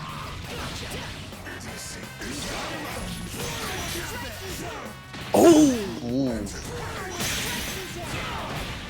Gonna be converting off of that too. That untacked time on those projectiles, you know, long enough for Zero Shadow to really just run forwards. Yes, absolutely. Bursting in the Elizabeth too, which I mean, just a 6.7k. Oh, one of the push block, but maybe mashed it a bit too much, but that wasn't even a punish on the DP. Oh no, what happened? I think they were mashing afterwards, trying to get something going, but that was just so unfortunate. Yes, able to block the EXCO cross up there. Princess Essie going for the resonance. This is rough. God. And because of that, God Press can be able to take the game. There it is, a 3-0 victory there for Zero Shadow Blood, and Zero Shadow Blood move on into winner side top 8 to be going up against Mystery Racer. Face me again, and I will not be so generous. So yeah, solid stuff there from Zero Shadow Blood all together, and a solid run that they've had thus far. You know, Zero Shadow Blood, yeah, has not dropped a game yet, so definitely looking strong in this bracket thus far. Locking in top 8 side, and we have one more spot left for winner side. It is to be determined by Puns and Caterade. Maybe like two of some of the, like, if you just like offense and like Chad gaming, you know, maybe two of the biggest Chads that we have in the bracket, right? Between Caterade and Puns. Like, no, I'm definitely inclined to agree with that, quite honestly, because the gameplay from both these players is both very solid and also very wild. yes. So definitely excited to see how this goes between these two players. Definitely, winner of this will be fighting Dark Death. Puns locking in Akatsuki Kanji. That's the team that we've seen from them for the entirety of the tournament thus far. Same with Caterade on that Labras Kurogane team we've seen from them. Both players definitely have a huge library of characters that they're able to access on a whim, but sticking to their guns for now. Here we go, game 1. Footsies? Yo, y'all playing Street Fighter? That's crazy. Shimmy attempt trying to counterpoke the 2A, but Puns firing back the 2B. Anti-airing that assist burst as well. Yeah, wow, going to be hitting 8k off of it. Impressive. Not bad, not bad. Oh, that was tricky. Tricky. Maybe not expecting that throw in that situation. Expect to still get comboed. Burst punishes here. 5 bars on deck. Oh, God. Make it stop. Poor Robo Girl. Threatened to a fatal blow of just chairs and fists.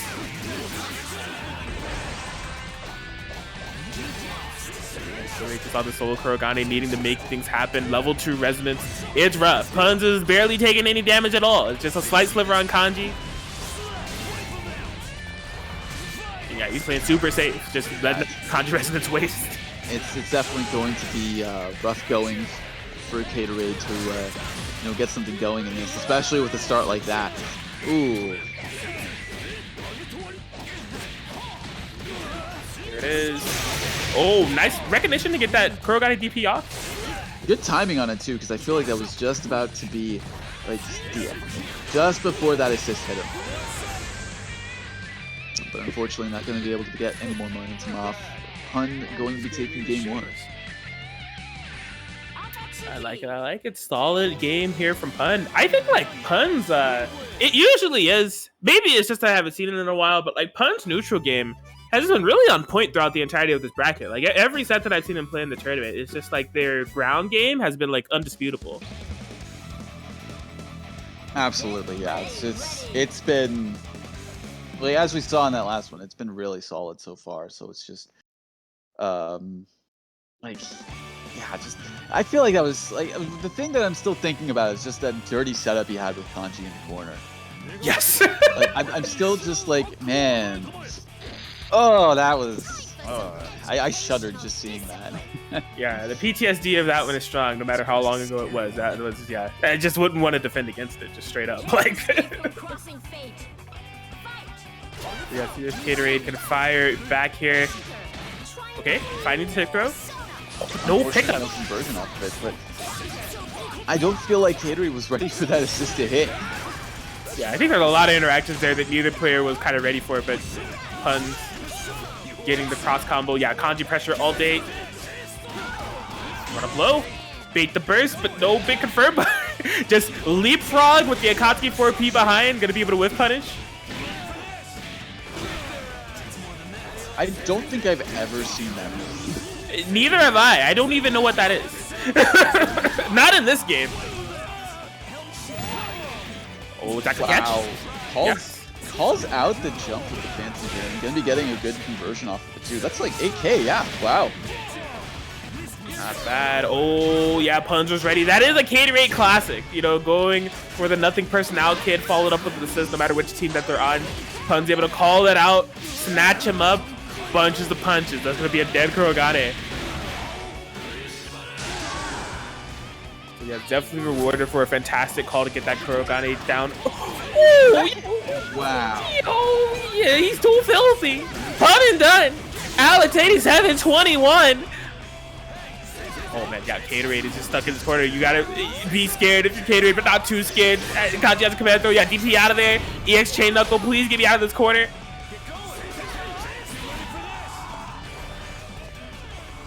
Man. Oh wow, that was a very smart EX chain knuckle to get out of that situation. Just did it again. Oh my god, C-Tots! I like it. You can definitely tell he's an Akatsuki player. Just simply covered the mid screen on wake up. You know, had the read on running forward and met you with a hitbox. Is simply all that was. You know. Yeah, I mean, it's Citatsu. Why not? He had the meter. True. He had no fear. I mean, why would he have fear? All true. Yes, Caterade has not readied up quite yet. Could it be a switch off of the Labyrinth? It is. We do know Caterade for the Akatsuki as well, as they've switched off to go to Akatsuki Kurogane. So definitely odds are stacked against this team, as this is the team that Caterade has to reverse sweep with and get the first game off of Puns with in the tournament. Puns is, has not dropped a set thus far, so a lot of pressure on this team. But if any person can do it, could definitely be Caterade. Absolutely. Oh man, yeah, and I think in Caterade choosing this team, they forced Puns to a different Akatsuki color. No, is Pun's going to say, and I took that personally, though? We'll find out. Possibly, as of right now, keeping the pressure going on in the cross combo. Woo! Okay. Oh, wow. Yeah, just couldn't stabilize that combo. A bit too high for the 5A string to go into the 5B. Some miss space verticality on two ends, but still keeping the pressure going. Unblockable. Sneaky, sneaky. Unable to get much of a conversion off of that though, but hey, still able to get a solid hit afterwards. Maybe about 5k roughly. Yep. 5 bars on deck. That was very nice because it was empty jump, and I don't think they even did instant throw active switch. I think they waited a bit and then did the throw active swap. I think that was very well constructed, just a solid read on what Pun was going to do on defense. Absolutely, and was able to get a kill off of the Kanji. So yeah, definitely one major threat out of the way. Yeah, nothing. I mean, it's not to disparage his Akatsuki by any means.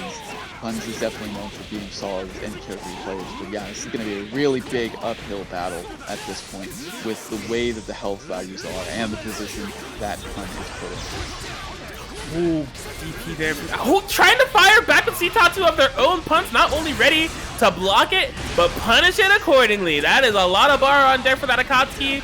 My friend, I think for your valiant efforts and bravery, your reward is death by punches. Punz Akatsuki looking to make the run back here. K-Rate still has the level 4 resonance to work with though. I don't know if that was punches, man. I think that was primarily kicks, if I'm being honest. Could be. I mean, the strikes are so fast, I just can't tell, you know? Well, a lot of them, it's fair. A lot of it is punches, but in Resonance version, don't forget, he sends you flying with a lot of those kicks. True. More kicks are coming, man. Gatorade in trouble. Oh, what a back! That was an amazing backdash from Pun. Holy cow. Bro, this is illegal. Pun's playing BBTAG is illegal. He's so close to doing this. See Tatsu to stop the incoming. You know Cade wants the Astral. Put this monster away. What even happened here? Didn't I kill Kanji? Wasn't I in the lead? No way! Pun is ridiculous. The throw! And the solo Akatsuki comeback will do it. They'll take it 3-0 over Caterade and move into winner's side top 8. Oh my gosh. Insanity. Puns gaming to the maximum, throw against the Kurogane, somehow stuffing it out by the grace of something, a grace of some higher power. But if I had to name the higher power, it's Pun and done, because that was definitely an insane match. I gotta say, that was definitely a way to end it for sure. Oh my god. Oh man, that's just unfortunate for Cade that happens. That happens a lot of the time, actually. Phantom Pain and they're doing like grab like that. I mean, it's happened to me sometimes with what is it? Well, in a similar vein, it's happened to me with Akihiko EX Corks, who I've been hit out of it because it's just kind of like, man, I don't know, with 2As and such. I'm losing my words. It is all good. We are still moving and grooving here at BBTAG and Chill number 39. So winner side top 8 is determined. We're actually getting the first match of it seems, between Mystery Racer and Zero Shadow Blood. As far as loser side top 8, you know, that is also getting determined as we speak as well, as we see True Care and Chop Suey making up one half of it. Duck got a win over Omniscythe, and we're waiting on the winner of Caterade and Riazo to see who's going to make up the entirety of the loser side top 8 there. Be sure to follow along with the bracket. But for now, we will be determining who's going to be moving on to winners finals. If you want me to play nice, I've got some bad news. Sink into the dreams of Yeah, What I was gonna say, we've seen these two play, yeah, you and I have definitely seen these two play multiple times before. So I'm interested to see if things go differently in this. It's been primarily Zero Shadow's favor, if I remember correctly, but I think it can happen, especially with Shurigane. Yeah, you're correct in that notion. This is a WNF classic. Zero Shadow Blood definitely gets the better end of Mystery Racer, seemingly always, or at least a lot as of late. This has definitely been one of Mystery Racer's demons. But Mystery Racer had a solid set in the last one with some crazy kind of calls, so see if they're able to carry that momentum here. So, wow. I can't believe that didn't hit the Adachi. That was nuts. Yeah, that was definitely a Mystery Racer's favor, even though it felt like it's going to be a Zero Shadow Blood's favor.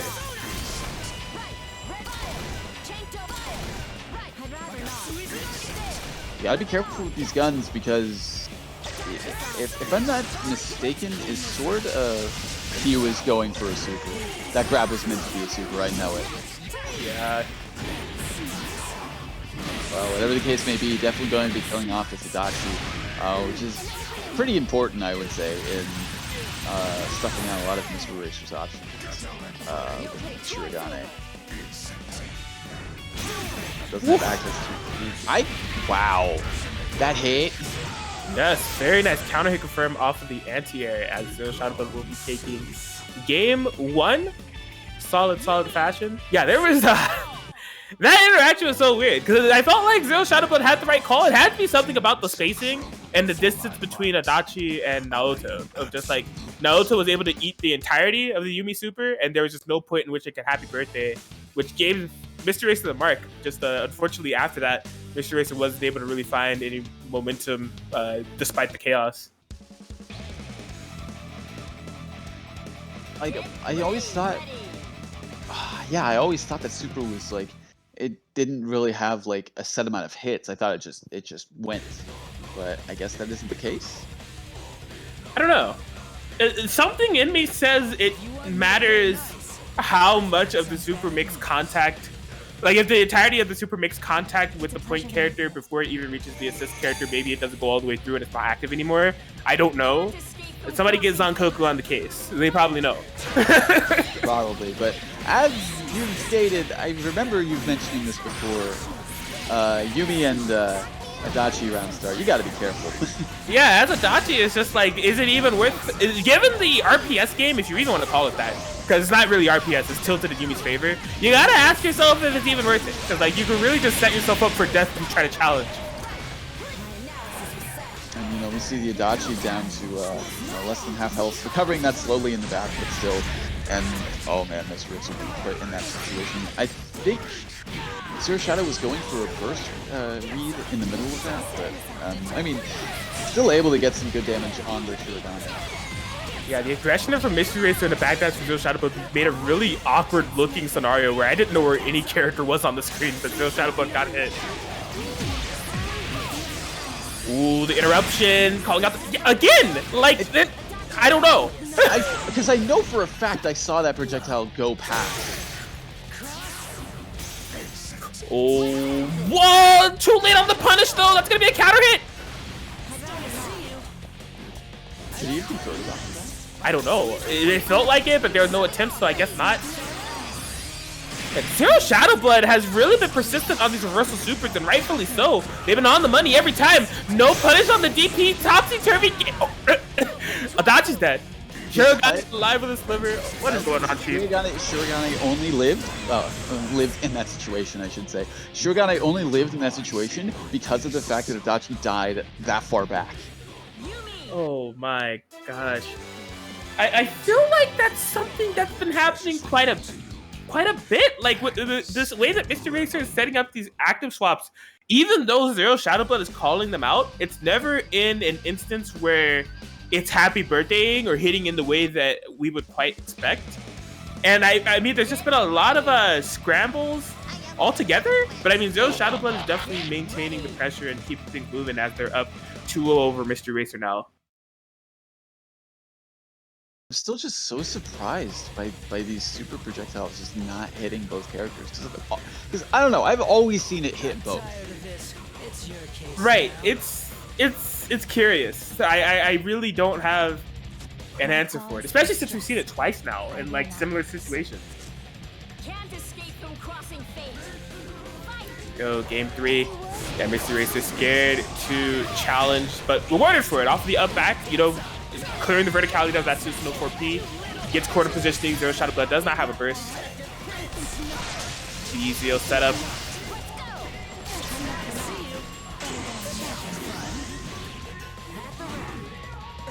Alright, yeah. That cross combo with him because I feel like no matter what, that burst would have hit because of the positioning. Right, absolutely. I like Zero Shadow Blood off of the defense on the BZO, opting for up back. Because I mean, against other Adachi teams that could be threatening, but since Shirogane doesn't have a DP, it's not the worst thing in the world if you're blocking the BZO stand. In fact, it's actually great. Jumping, sorry, not standing. Oh! Caught by the assist. Bursts out. Oh boy, yeah, not a sandwich yet, but still getting contact with that AZO to active swaps. Trying to call out a push block, Zero Shot of Blood staying cool and composed here. Oh, the interruption! Zero Shot of Blood's so good with those. So many interruptions on the gaps. Shirogane was so active to be able to be hit by that too. Yeah, not takes a lot of damage here, but he doesn't die. Been a big turnaround. Tried to wake up buttons was meted for their troubles, and solo Shirogane and the DP punish. And Zero Shadow Blood will be able to take it 3-0 over Mystery Racer, and will be moving on into the winners finals positioning. Yeah, Zero Shadow Blood has definitely just kind of been on a roll with their kind of bracket run all together to get to this winners final spot. 3-0s all around, and just looking solid as they make their way through this bracket. Absolutely, yeah. It's, I mean, and Zero Shadow had some really good callouts against Mystery Racer pretty much throughout that set.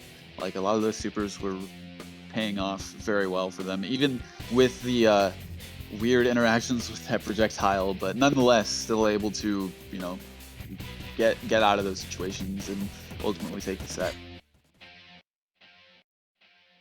100% correct. But yeah, we'll be having to figure out who's going to be fighting Zero Shot of Blood in that winners finals positioning. It will be either Dark Death or Puns. So interested to see how this goes, who will be going up against Zero Shot of Blood. I know that I believe this was a set that we saw at Battle City, which is the last that I've seen Dark Death on the Guzman gaming platform. But I mean, both of these players have been having some, I don't know, it's been kind of like opposite end of the spectrum runs, where it seems like Dark Death has been having some very tight matches. I mean, Dark Death versus Detective Pro was 3-1. Dark Death versus Omnisites was just this ridiculous reverse sweep from Dark Death to bring them up in the situation in the first place. But Puns has just been looking unstoppable. Like Puns on this Akatsuki Kanji, like their style of play and everything that they're bringing to the table here has just really been impressive altogether. So, and Dark Death is bringing out the signature Yukiko for this matchup too. Going to be locking in Hide Yukiko.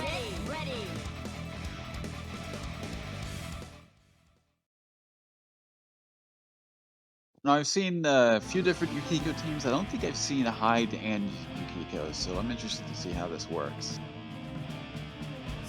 Yeah, Death is... I've seen quite a few Yukiko teams out of Death, and some Hilda and 19s as well.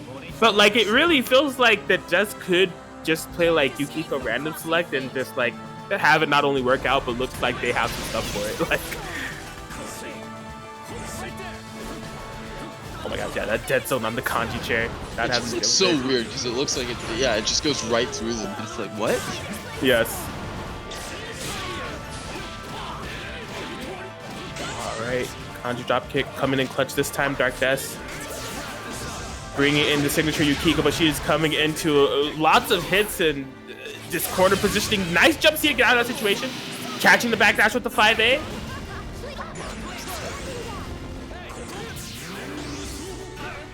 Oh, unfortunate, no pickup on that assist catch. Ooh, so smart. Yeah, just up backing out of the entirety of that cross combo situation. Calling before PD just get a little bit of health and absorb some projectiles.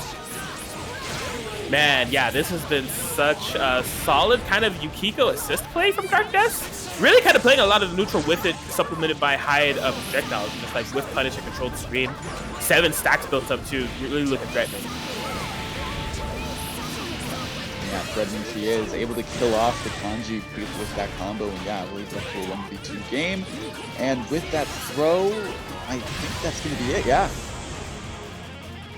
Definitely. Fantastic start here for Dark Death as they're able to get game 1 against Pun and Dun and show that Pun and Dun can bleed. Pun and Dun can have games taken off of them.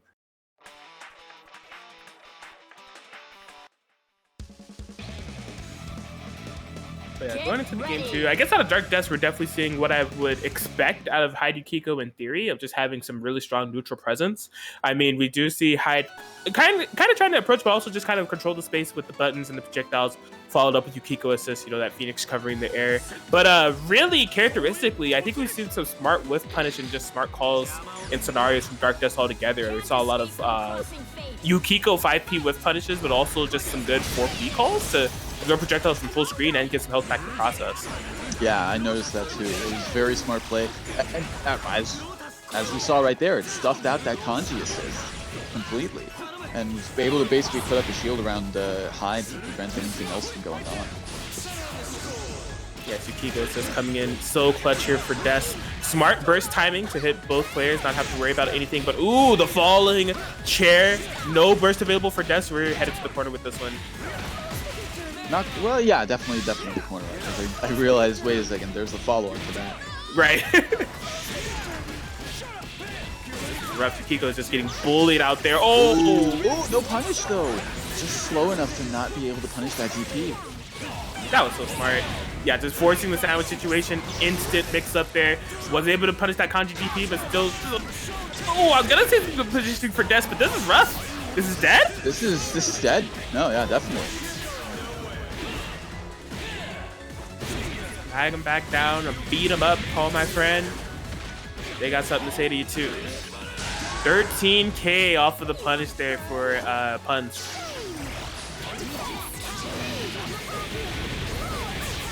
Alright, but if any Yukiko can do it, it's definitely Des. I have seen crazy stuff out of this individual. They've already brought down the Akatsuki. Things are heating up. I mean, it's level 6 Yukiko, definitely nothing to sneeze at. You're going to be taking some good damage if you get hit. Smart early call on that Agi Fire. Beautiful conversion here. Bring him back. Wasting so much of this resonance here from Pun. And we're playing Persona 4 Arena now, basically. I mean, it's looking like it goes about as well as it does for Kanji in that game, too. Just about the chip. You get hit by anything if your Pun's right here and you're done. Like a fan, anything, just a magic pixel away from dying. Oh, yeah. Yeah, Pun just hasn't been able to move. Literally pushed to the corner from blocking fans and fire. Like Dark Death's placement of the fans and just the Yukiko specials in general was just so oppressive of keeping Pun out that they pretty much went coast to coast on the block string pressure and eventually got hit by something. And Dark Death brings it back with the solo Yukiko. You could say he was Pun and well done. Indeed. Nice.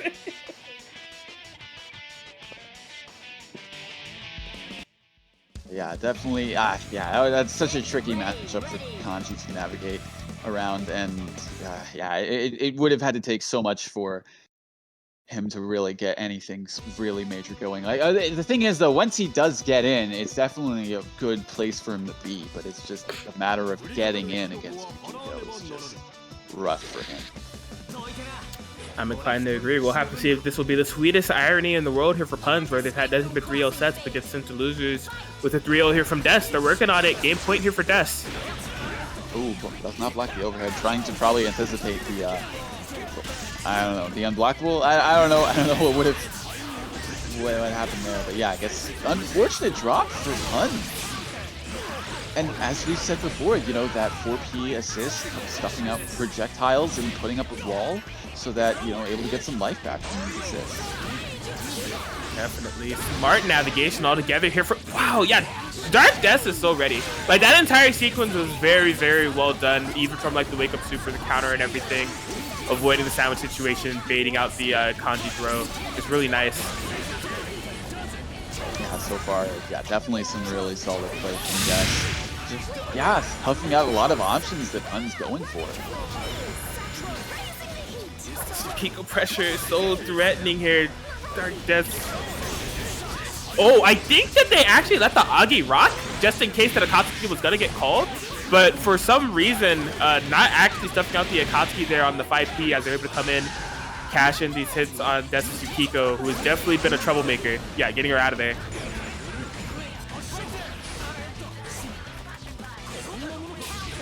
Ooh, stuffing out that 5B from Akatsuki. Gonna be putting him into the red, putting him in this bad position too. Getting a lot of push blocks out of Punz as well. Yeah, I mean, he doesn't want to be put in that position because, you know, you're dealing with Hyde, you're dealing with chip damage, like, no matter what.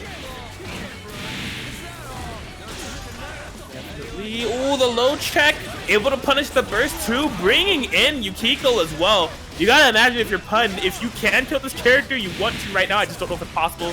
Not quite. Not with the route they had. I feel like it could have been, but I don't know. Oh my goodness, that was such a smart call from Pun. Fantastic, super well calculated Oki to make sure that if it was blocked, it would be pressure. If not, it would be a throw. And there it is, the solo hide here. The counter hit confirmed off the DP here from Pun. I mean, that recognition is gonna be in a game in their favor for sure.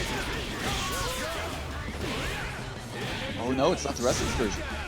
Oh, yeah, if it was, it would have been, but it's okay. Able to still get the command grab afterwards and get the kill. That's going to be a game going to Pun and Done. Avoiding a reversal of sorts that from what we usually see from it. Yes, definitely. No sweet irony here of 3-0s all bracket long until the winners finals qualifying match, and I get 3-0'd myself. Staying in it, and yeah, definitely in a big way. Able to kind of navigate through Yukiko a bit, or at least just get some damage on her before she gets started. Because like I said, that definitely seems to be the problem here. Des has just been so on point with these 5A calls and fans all together in the neutral game. Get ready. So again, that Des classic, it looked like they were swapping characters. No, they're just changing colors. Des does that a lot. I've noticed, yeah.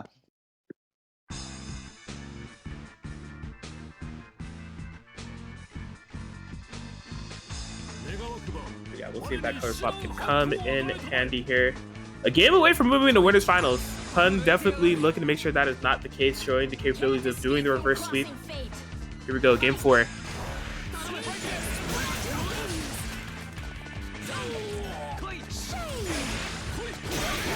Oh my gosh, yeah, that's another thing that I've noticed. So Des has been able to call some 4Ps that have gone uncontested. I mean, even though she's projectile involved, she's not striking involved. So Pun's actually finding a punish on this Yukiko this time around. I don't want to imagine what the case may be if she was striking. Is pretty dumb. It'd be stupid. But yeah, it looks like Pun is definitely navigating around that. Yeah, as you said before, he's realizing that they can still hit that assist. Just gotta not use projectiles. Yeah, and a big difference maker. I mean, Yukiko is well below half health, only 2 Agi stacks on deck, so it's really starting to add up here. And I mean, look at how it's influencing the neutral game as well. Getting these hits on Hyde, forcing the burst out here from Des. Man grab shortly. Oh, unfortunate. That looks so weird. Yes. All works out at the end of the day here for Dark Des. Oh, what a clutch parry and challenge there for Pun and Done. But did not spin the cash to kill the Yukiko. Oh my gosh. This is super tense. What? 4P call. Yeah, just making it all unburstable. Super smart. Yeah, just get some health back. I think that was probably one of the smartest decisions you could have made right there. Get some health back from Yukiko and yeah.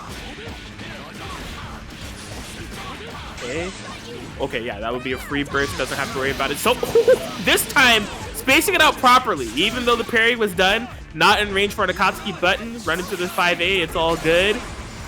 Getting some health back with that assist because, you know, full screen, what would Kanji do? True. Oh my gosh. Whoa. Oh, finds the low. That's big. That's very big. Yeah, the thing is, this won't kill. This will leave Yukiko able to use Astral if the hit is landed. But yeah, you can see that Punch recognizes that as well. Not going to run into anything too crazy. We're just going to have to play it out here. Only level 2 Aki stacking for Darkness as well. Oh my gosh, the cheat! Oh, that should be it, yep. Punch! Hanging in there. The Kanji able to bring it back even against Yukiko.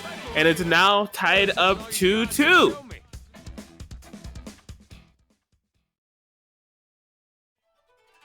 Yeah, Pun's just proving to look like a very hard opponent to overcome, no matter who's in their way. Dark Death was starting out so strong here, but now they're switching it up. They're going to the Hyde Hilda. This is the initial team that we did see from Dark Death in this tournament, and it looked nice.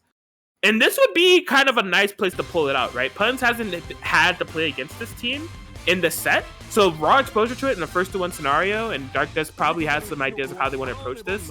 It'll be interesting to see how this plays out.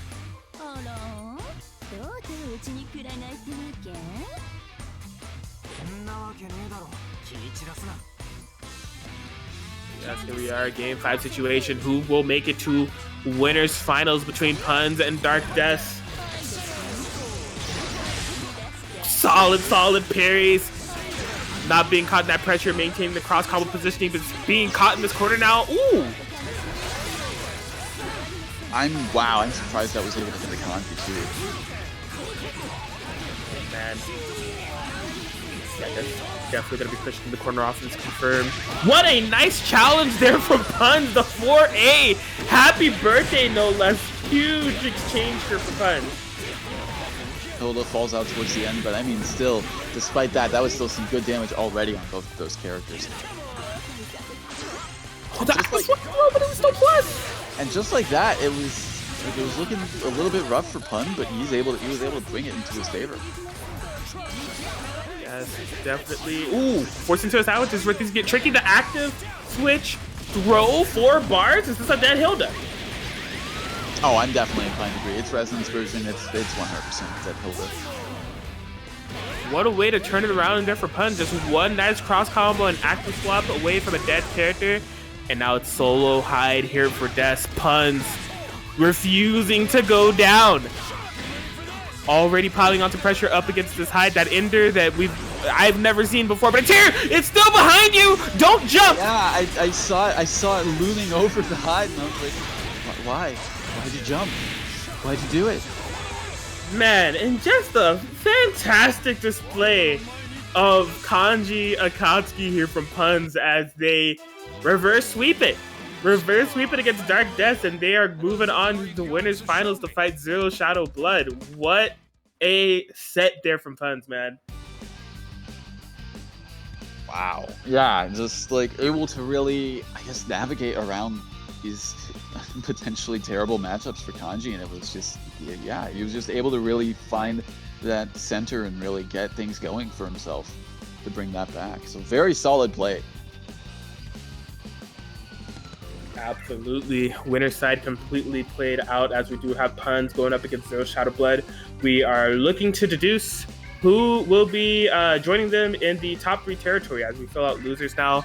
Top 3, of course, will be paid out in the form of the match Reno. Link is in the chat. Code BBTAG and Chill39 for a free 50-cent donation if you have not already. You could also do direct donations such as Neoceleste Gaming has done, hooking us up with a $100 pop bonus today and tomorrow, going towards BBTAG and Chill and PC Tag and Chill respectively. So if you want to join them in a direct donation, you're more than welcome to if you'd like. We would greatly appreciate it. You even receive a kite and books for it if you want to check out the marketplace. But yeah, that code BBTAG and Chill39 for a free donation if you have not already. But the bracket moves on. You know, the matches that we do have going on in this winner or in this top 8, we're not winner side anymore, just top 8 altogether.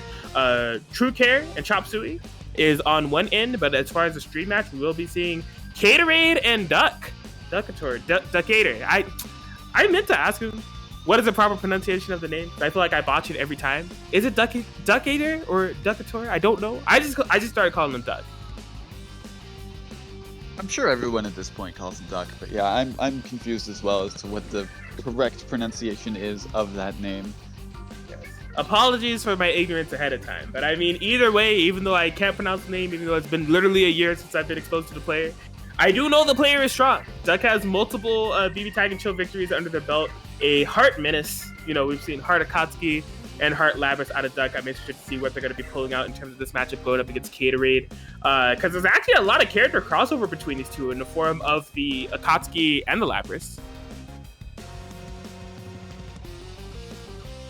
Oh, am I not updated on the bracket? I might not be. Since Mystery Racer joined, that match may have already happened. And Caterade was victorious since it's actually Caterade versus Mystery Racer. My apologies. Never mind. Get ready. Oh, I just got a ping that apparently Challonge is down. Challonge is down. So I don't know, from kicking it old school, we got Evo like paper sheet brackets going on here or what, but no, Challonge is down. That would explain why Puns hasn't been moved on to that winner's final side yet. So all right, yeah, Gatorade versus Mystery Racer. This is losers semis. Quarters? I don't know, man. We're playing it out. Here we go.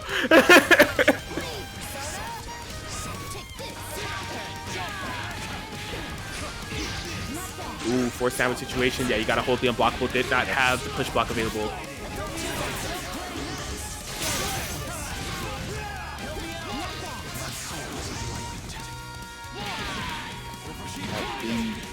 Oh yeah, it looks like it's gonna be a dead auto. And yeah, Mr. Racer left in this 1v2 situation. It's rough. It's rough for Adachi to get back, and especially with two healthy characters like this.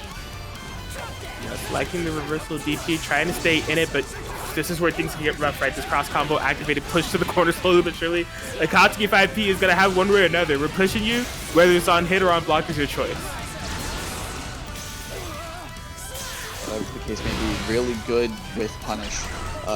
Just about 9,000 damage, but unfortunately gets caught, and yeah, gonna be killed off. Gatorade taking game 1. Yes, a solid game there for Gatorade to start out.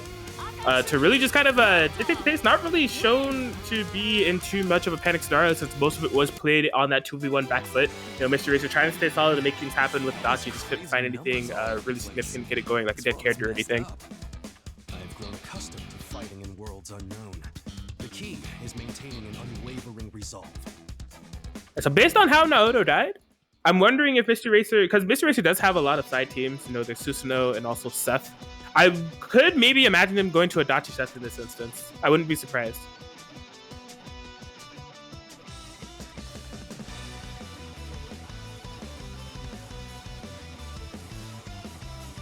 Seems like that won't be the case. They will be sticking to that Adachi Shirogane. I mean, yeah, I definitely feel like this is Mr. Racer's comfort pick. I mean, this is the team I've seen the most from him, so probably just thinking, okay, yeah, I wasn't able to get things going in that game, but I'll probably fix things up here. Whoever these guys are, it won't be easy. Definitely, we shall see. Yeah, see if Mr. Racer is able to get you just kind of stop the momentum. Like really, the momentum heavy match there for Gatorade altogether to get that Shirogane down so early. So, game 2 underway. What do we got in the round start? Jump parry from Gatorade.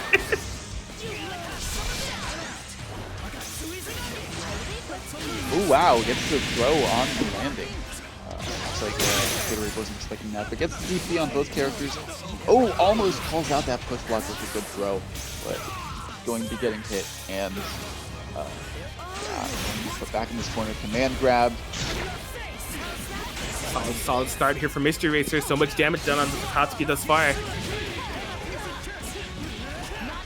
But yeah, Gatorade has been Kuro gaming all tournament long. Really has already gotten so much pressure done here against Mr. Racer. Has been able to leave this corner. Oh my god! CRM! And there it is! Too. So smart there from Gatorade. That the Kurogane effect. When it just comes to Gatorade's Kurogane in like these clutch scenarios. He's just so well versed on this character. Oh wow, and as we see, just another big Phantom Pain mix up right there. Going to be not quite getting the reset or the kill, but yeah, still going to be having this him getting some good damage of his own, not just barely not killing the Kurogane. Oh, as I say that. Yeah, beautiful shimmy there, bringing it down to a 1v1 scenario. Just needs to be a bit careful. Gets the BVO. Yeah, the parries. Akatsuki definitely gonna have access to that in this 1v1 situation. Some nice persona drops here for Mr. Racer though.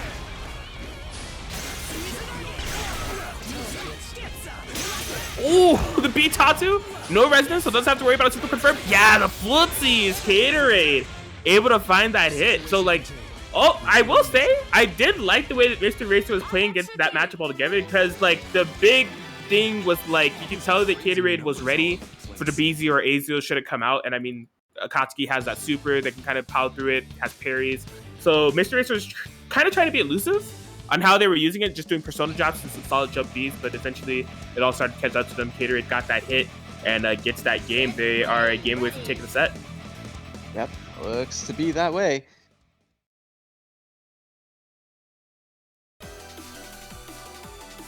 Yeah, this would definitely be moving Cade up to top 4. Whoever these guys are. The Chirlone just down and the bracket looks weird, so I can't tell you what match will be happening after this. But I do know that Cade would be top 4 if he wins this. Or sandwich, no unblockable. Actually, nothing there from Mr. Racer at all. Possibly trying to just see what Gatorade would do, but now they're in the same situation. But Wow, put just fucking match. matches. Yeah. Yes, I like it. Yeah, definitely a smart idea. Get him out of that situation, but also get this quarter position too. Absolutely, this is huge. You can see Mr. Racer just really taking advantage of all this momentum they've been able to build on this Kurogane. Has been a bit of an issue. The burst will make contact. Punished a bit by a Dr. 6P though. Good parry on the trap to actually get a good hit off afterwards. Ooh, that Kurogane 4P. Yeah, just go straight into the super, make it all unburstable. Shirogane leaving it to an Adachi 1v2 yet again. Yes, I just feel like I've been seeing so much solo Adachi from Mr. Racer throughout the set. They just can't really seem to have Shirogane, you know, their kind of comfort character on the solo pick get going. Was that a fuzzy? Might have been. Gatorade so clean here. He has a 5P pressure, DPing out. Let me out, please. No. No, you're getting back in that corner. He ran for it to call out the axe swap and realized he was running for it, and Akatsuki said, well, I might as well throw. He was right. Yeah. Hey. It's looking rough, but I mean, it's somewhat doable. Oh, wow, mashed there. The cross up. Mr. Racer trying to make anything happen here. The throw tech? Good tech. Yeah, it's a one-hit KO situation. Oh, doesn't get stuck in the... Ooh, doesn't get stuck in the Katsu assist, but gets caught by it this time and gets put in an unblockable situation. Good stuff. Gatorade gonna be taking the set 3-0. Yes, absolutely. Good stuff. Getting that last teeny hit that they got on Mr. Racer. Mr. Racer actually had some very solid defense and neutral interactions all around in that 1v2. So I think Gatorade just kind of recognized as like, okay, if I can't throw him, and if he's just blocking, let's just unblockable him. Air unblockable, caught him with the Akatsuki 5P straight into that Kurogane DP. And yeah, they're moving straight into top 4 for that.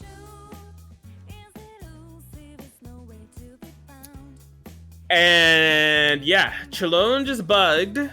So I don't know what's gonna happen. I have no idea what the bracket looks like. I'm sure Guzman has pulled up the trusty pen and paper to keep track of this bracket for now, because like I don't know what we could be seeing next.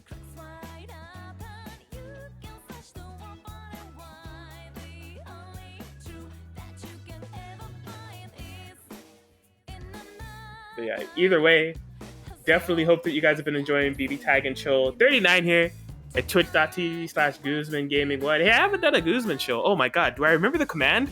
He has a weird command for his socials. What is it? It's been like a month. Oh crap.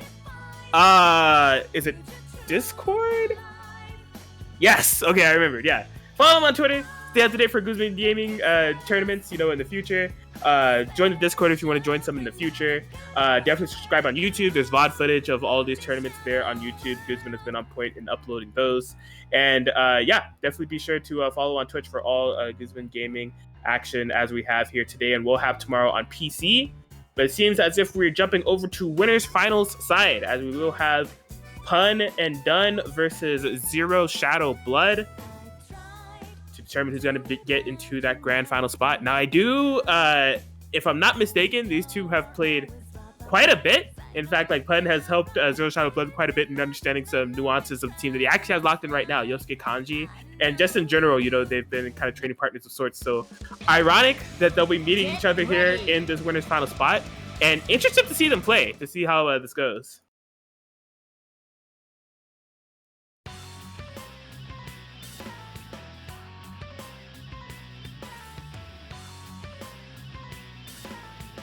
And yeah, also for Pun, you know, in switching to this Yosuke Kanji, this is the first time that we're seeing it in this tournament. You know, there's been on the Katsuki Kanji pretty much all tournament long.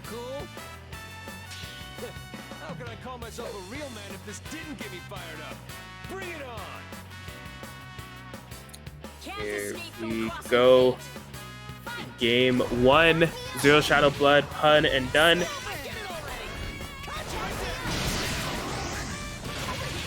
Yeah, we're definitely seeing things underway. Moonsault to try to get over. Ooh, force sandwich. Oh man, what side is that hitting on? I don't know. I couldn't tell you, quite honestly. I always keep forgetting that Moonsault's this corner.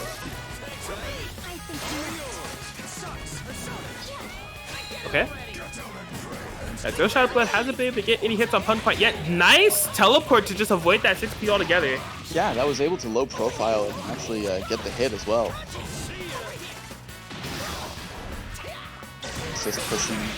Oh, is that a happy? That was a happy birthday. Unfortunate. That could have been really, really big. Yeah, it seemed like it's not quite ready for the confirm. Still Pun in a advantageous scenario all around here. Okay. Yeah, Finally landing some hits. Gonna hurt. Oh, drops the combo, but unfortunate. What in the world was that? Oh my goodness. I don't know. This is Scramble City. In fact, there was that 2C. Would have been Resonance version confirmed with Susanoo. I think Kanji could have just been dead, but no hit confirmed there for Zero Shadow Blood. Will definitely come back to bite them as Pun is free to roam and that Yosuke is schmoovin'. Absolutely. Oh, unfortunate DP with. That's going to be some good damage and also unicorn position as well for Zero Shadow coming up. Definitely cash it in on the Yosuke here. Won't be tagging in the Yumi. Oh, yeah, just jumps over it. Oh, did not have defense on the moonsaults available. And that will be a dead Susanoo. Yep. Didn't want to have to worry about the potential burst coming in and charging up. So, yeah, just wanted to close it out and put it in a 1v2 situation for Zero Shadow. Oh my god, yeah, just getting caught. Been a rough call, back and forth match seemingly. But, oh, wasn't able to get the firm all the way. Yumi lives to see the light of day, but not for long, just catch by the chair. Yeah, that will be Pun taking that game 1. But yeah, something... Oh, no, go for it. No, go ahead. No, it's one thing I was going to note of, like, what's interesting about this matchup is, like, this isn't a matchup that we haven't seen Zero Shadow Blood face. In fact, we've seen him fight a lot in the form of Critical Existence Story. We just saw it on Wednesday at WNF Parsec Edition. And they were like looked super, super confident in the matchup altogether. But I think it's just a different style and approach of player that is Pun's. It's kind of making the result be what it is here now with Pun getting that game 1 in the way that it did. I'm definitely inclined to agree because like throughout, like it was like a good amount of time before Zero Shadow was really able to land a hit on Pun. Like he was looking like if that happy birthday actually like gone through and continued, it was looking to be an almost perfect game for Pun. Yes, absolutely. Oh, it seems like Pun is having some controller issues, so they're going to be working on getting that. It's funny because he typed in the chat Control E drifting, and I'm like, I don't know if it was typed that way because the controller was drifting as he was typing it, or when he was just like, whatever, I'll send it. I don't know what I'm saying.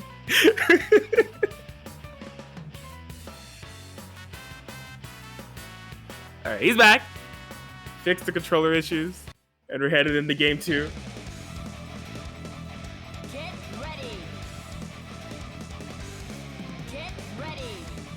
But yeah, let's see how this works out here, man. I mean, yeah, as we were saying, definitely has the matchup knowledge, has played against the team a lot, but yeah, Pun's a critical existence for critical existence for is super reset heavy, aggressive, momentum heavy, snowball, but we've seen Zero Shadow Blood just kind of put a lot of the stop signs there to prevent critical existence for getting started and punishing those risky actions, but see if they're able to adapt to the kind of solid, more just a really crafty approach that we're seeing from Pun and Dun here. We're even seeing some interesting interactions. That teleport over the Yumi 6P was so smart. Yeah, absolutely. Because I was thinking that, you know, it was good coverage. I don't think Yosuke would have been able to do much, but I was proven wrong immediately by that situation. Oh yeah, off the freeze frame, punishing the B slash. Good DP to hit off the B slash. Oh, that was unfortunate. I feel like that wasn't the assist that we wanted to call, but still got Yumi afterwards. Still going to be getting some good damage. Going to be almost putting her in the red and, you know, disadvantageous position. Is that dead? That's dead. Yes, and I like Pun opting to do that super with Yosuke while in the corner, so it wasn't the corner super to really get all the damage of those Yosuke kunais there. That was smart. Absolutely, yeah. You know, Pun's looking really solid, but gets caught by the tick throw. Gonna be taking some damage, but not too much. Unfortunate drop.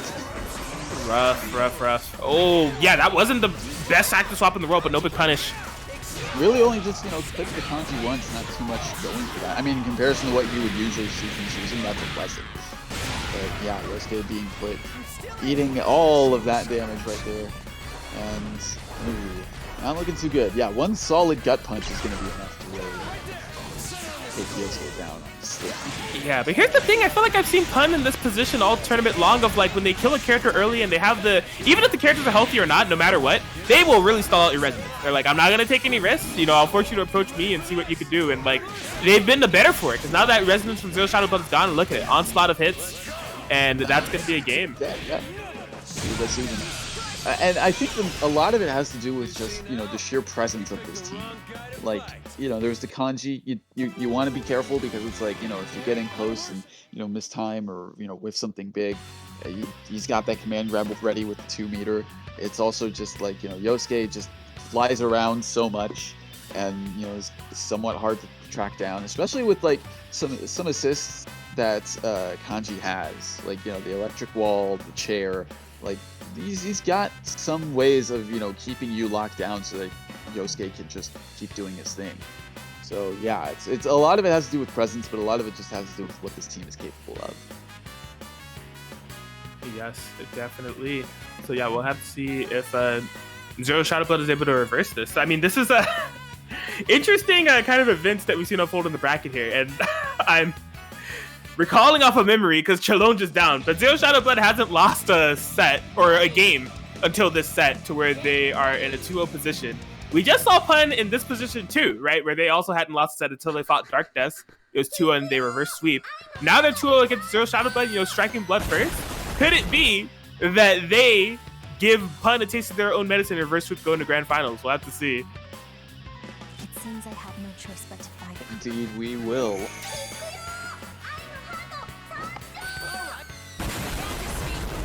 Yes, here we go. Game 3 Pun on match point here on this Yosuke Kanji. Trying to moonsault over the Yumi Snowbirds there. That we've seen be a accurate kind of like assessment thus far. It's not quite working out that interaction. Still, the cross combo for sandwich. What are you gonna do? The burst just whipping everything. What happened? It didn't even hit the persona. It didn't hit Kanji. I'm not sure how that ended up being the case right there. Poor Susan. Yup, solid on the defense. Back to the sandwich we go, but active swap. Oh, wow. I guess trying to punish that with moonsault, but just a little bit too late. But fortunately, not getting too much off of that. Good active swap from Zero Shadow. And good burst from Pun to get out of that potential more damaging situation. Double Knight hitting DP, but Pun's has just been so smart on the approach. Oh, okay, the up backing from Zero Shadow Blood working out. Yumi has not gotten hit yet. Snatch out of the corner. Back into the corner. Oh, so crafty with this escape. Didn't believe in killing Yosuke. Woo! Oh, reset! That was a reset. That was very, very well done. Going to be able to kill off this Kanji because of that too. That was so smart to be meter positive, burst safe, only have to spend 2 bars on the super. Very, very clutch find from Zero Shadow Blood. The 4P makes contact, couldn't get the full confirm, but still in an advantageous situation. Pun popping that resonance. Oh, what a clash. Oh, it won't. Okay, no curse jump ski interactions quite yet.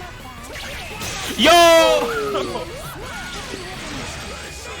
Yes, the parry makes contact for Zero Shadow Blood. And could it be? Will we see the taste of their own medicine delivered to Pun on his doorstep and from Zero Shadow Blood, the reverse sweep? 1/3 of the way there, and I mean, that was a solid game. I mean, the first 2 games definitely looked like Zero Shadow Blood was having to adapt, you know, kind of get to playing the pace of Kanji Yosuke being brought by Pun. And I think that 3rd game was definitely a good kind of set for them to kind of get their mind going and see if they are able to get this reverse sweep off. Get ready.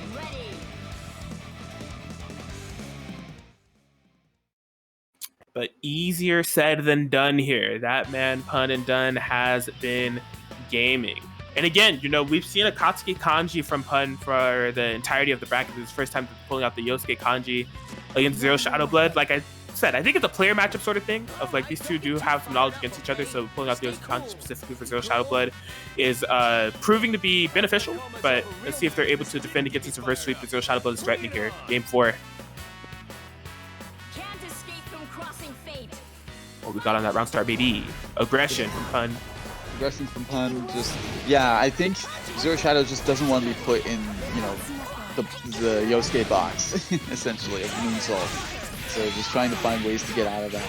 And just so far working out very well. Yeah, fantastic burst safe routing off that 4P interaction. Cheap stuff off of the 4P and the throw. So hard to defend against. Will this be a Kanji? It's gonna be close. I don't think so, he's 18k. True. Big boy. Oh, good burst. Just barely saving the Kanji from any potential hits there, and putting damage on of his own. Finally. Yes.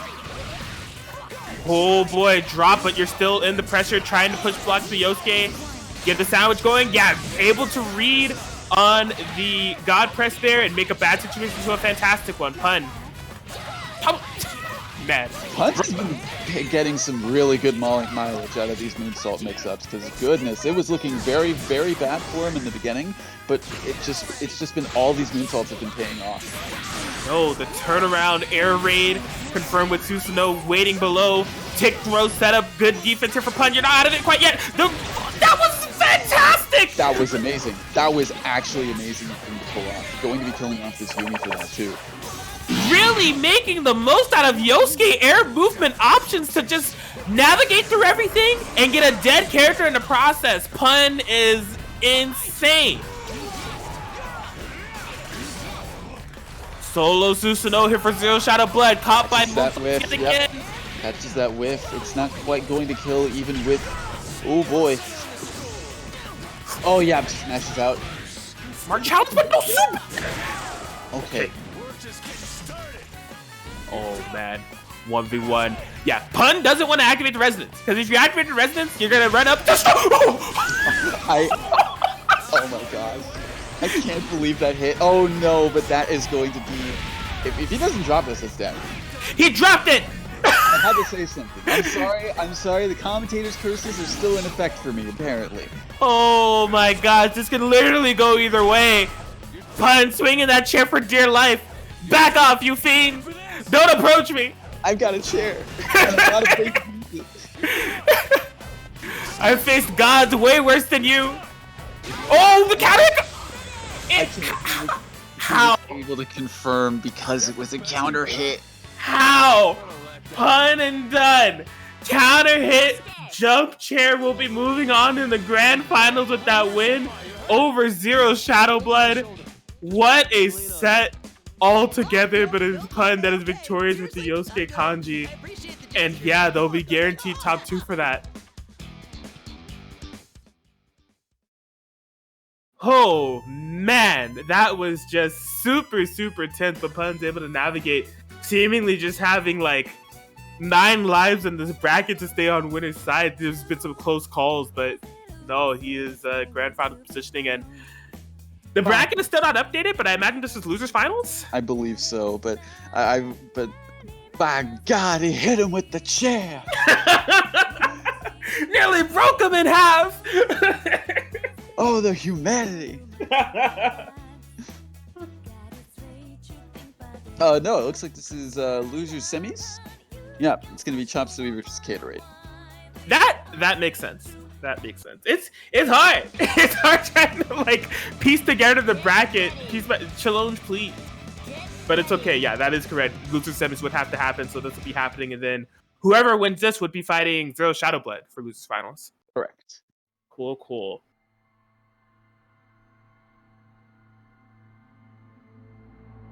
But yeah, it is on and popping. Caterade versus Chop Suey. I would round out how their losers run has been going, but frankly, I have no idea because the bracket can't update. But they're strong players. BBTAG and regulars, and they made it this far to top 4. Here we go. Who's getting in that money? Game 1. Both of them double jumping in each other's faces for the round start. Just playing the projectile game right now, sort of, trying to get these pokes, trying to get something going. One of them landing on the assist, and the other one landing on the point character this time as well. Oh, good whiff punish on that 5B from Chop Suey. Yes, that was so much. Oh, yo, broke his ankles. That was dirty. That was dirty. Okay. Now, I was just about to say, like, you got this amazing anti-air of the 4P for Kurogane, but what do you do, like, what is an anti-air to somebody who teleports? I mean, nothing. You're gonna have to catch her before she does so, because once she's active, you're in trouble. Wow, good routing to avoid that projectile assist too, but Chop Suey able to DP their way out of any potential wake-up situation. And Caterade getting some good damage of their own finally, but now it's still rough. It's a 1v2 situation. Even though Kurogane is a decent character in their own right, it's still a rough situation to navigate around with all of these projectiles, all of these potential mix-ups coming from Caterade. Yes, activated resonance, try to get anything started. I'm loving that. So I really like the presence of mind to try to air Izuyoi. I don't think that Caterade was doing the wrong things. They just whiffed. They just whipped and they had to, basically eat this punishment sentence to death. So they had the right state of mind, just not the proper execution, unfortunately, as Chop Suey's going to be taking that game 1. Absolutely, yeah. Chop Suey was able to really get some good mileage out of those teleports to bait out those anti-airs and really, capitalize and kill off those characters. So yeah, let's see if Caterade is able to navigate around that potential situation. Get ready.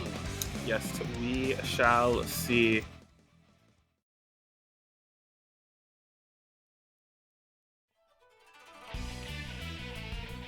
Yeah, it'll be interesting to see how much, as you were saying, Kurogane 4P, that nice anti-air assist comes into play. Against Izuyoi, to see if they can have as much potency as we've been seeing for Caterade, because Caterade is definitely in all matchups. They're getting a lot of mileage off of it. But yeah, we'll see if they're able to kind of implement it here going into game 2. Oof. Okay, clutch parry, very clutch parry, getting out of that 7 situation completely. And running out that assist meter too. Yep, getting put in that sandwich situation. Didn't have any meter available, so couldn't push block out of it either. Yeah, had to hold the unblockable. Okay. Smart push blocks, actually, to bring Izuyoi.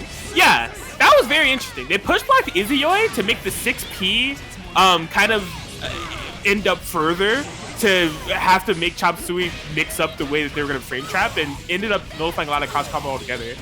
I feel like if that was a B Tatsu instead of an A Tatsu the kid was before, it would have caught Chie. Possibly. Oh yeah, the wall of jump C's. I mean, it's a good button. Very good. Yeah, I feel like Chop is anticipating the burst. Yep. Dang. That's dead. You bursted on Chie with 5 bars. Here comes the giant fist. 17.4k. Hold that one. It didn't matter what health value Akatsuki was at, he was dead. Yes. Did that second... It involved through? That looked so weird. I don't. That side hit looked like it hit Izuyoi, but she didn't take as much damage as I expected it to. Yeah, that looked a little odd, a little funky, but not bad here from Chop Suey. Got another confirm, but a bit of a drop. Try to make sense of the chaos. Oh, but unfortunately, yeah, just getting hit with the air to ground, and that's going to be game 2 going to Chop Suey. Chop Suey looking solid here. They're threatening that loser's finals position. Top 3 being in the money here at BBTAG and show number 39. Gatorade has had a... So I can kind of do like some bracket predictions here of when Gatorade lost, of like, they have had a pretty solid losers run thus far to make it up to this point. And I mean, we've seen some of their matches on stream. They've been looking solid on both this team and Labrys. So, whew! Now this, I don't know if I expected. Not at this point in the bracket. So for context, Cheap and I have seen this team out of Gatorade at WNF from time to time. It's kind of a new thing they've been trying out. I think they've also pulled out Donkon's Akihiko Azrael. But I mean, top 3 qualifying set, you're down 2 against Chop Suey, and you're pulling out now for the reverse sweep. It is ballsy to say the least.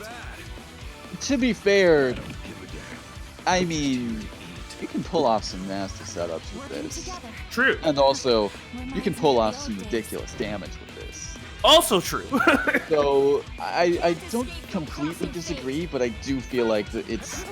I don't know. I feel like it's questionable. We'll have to see how he does it, but I mean, that active switch is a start. Unfortunately, I have had experience with that 4P. It is very hard to get a good punish off of a burst punish with that. Yes. As of right now, it's looking like maybe the change of pace the Gatorade is looking for. Oh, just clipped by that easy 4P. It's so nice. The best thing about that 4P is like it's the anti-air with the follow-up. You know, some anti-air assists can be a little bit hard to perform off of, but no, easier just seems like it's a nice little ground bounce. That JC looks really weird because he got hit by the end of it, so it's just like he just went in the air and just went immediately down. Ooh, nice pickup. Oh, that's big. That's actually very big against this team.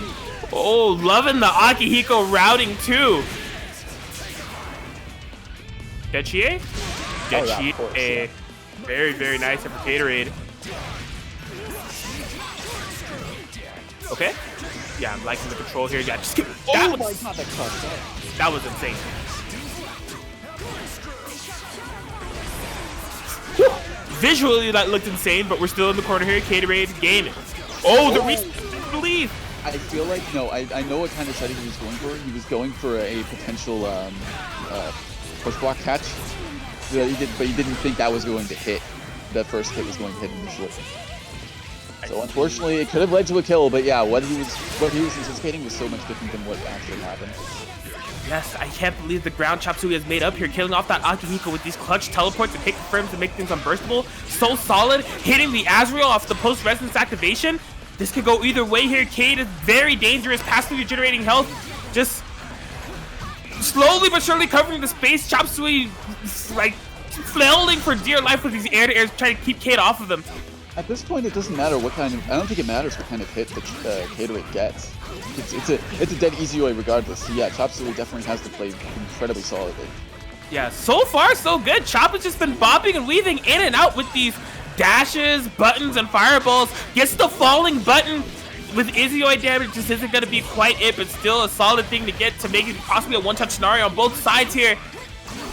Oh yeah, Gatorade's very aware of that situation too. Spending all of their meter on push blocking.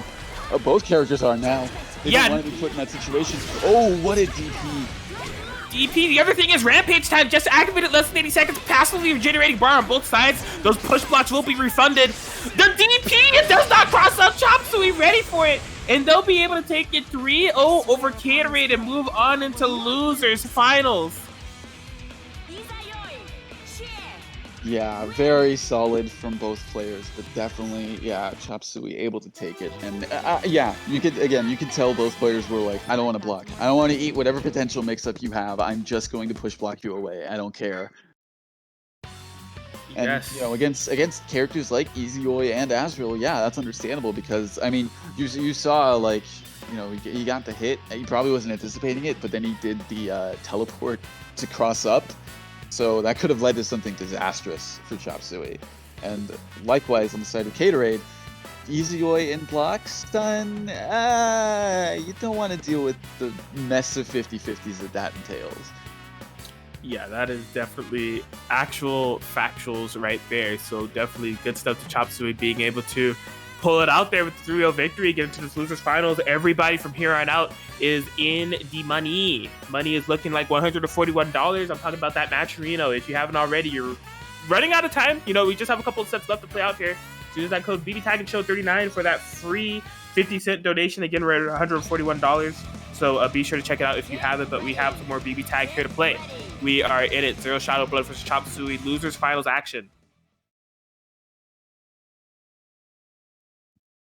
So this isn't a matchup we've seen a lot here, but I think these two have met up a lot elsewhere, most notably ESL, if I'm not mistaken. Sink into the dreams of sleeping souls.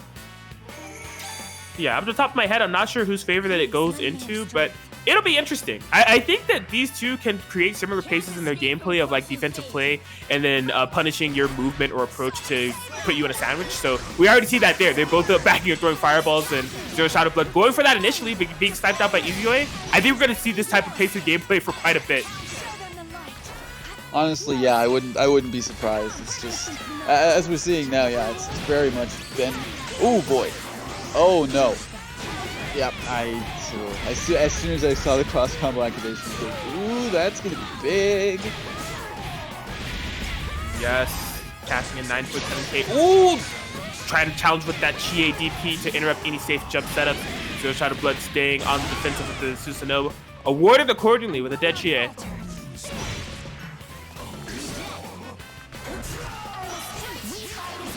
Oh, okay, yeah, not quite air unblockable, but oh, that could have been big. Just wasn't quite able to pick up with Yumi. Oh, good teleport. Oh, unfortunate for the Susanoo dropping out of that. I mean, it wouldn't have been too big damage, but any damage that you can get on both characters is very much preferred whenever you're in a 1v2 situation. Wow, what a DP. Yeah, super nice DP there from Chop Suey.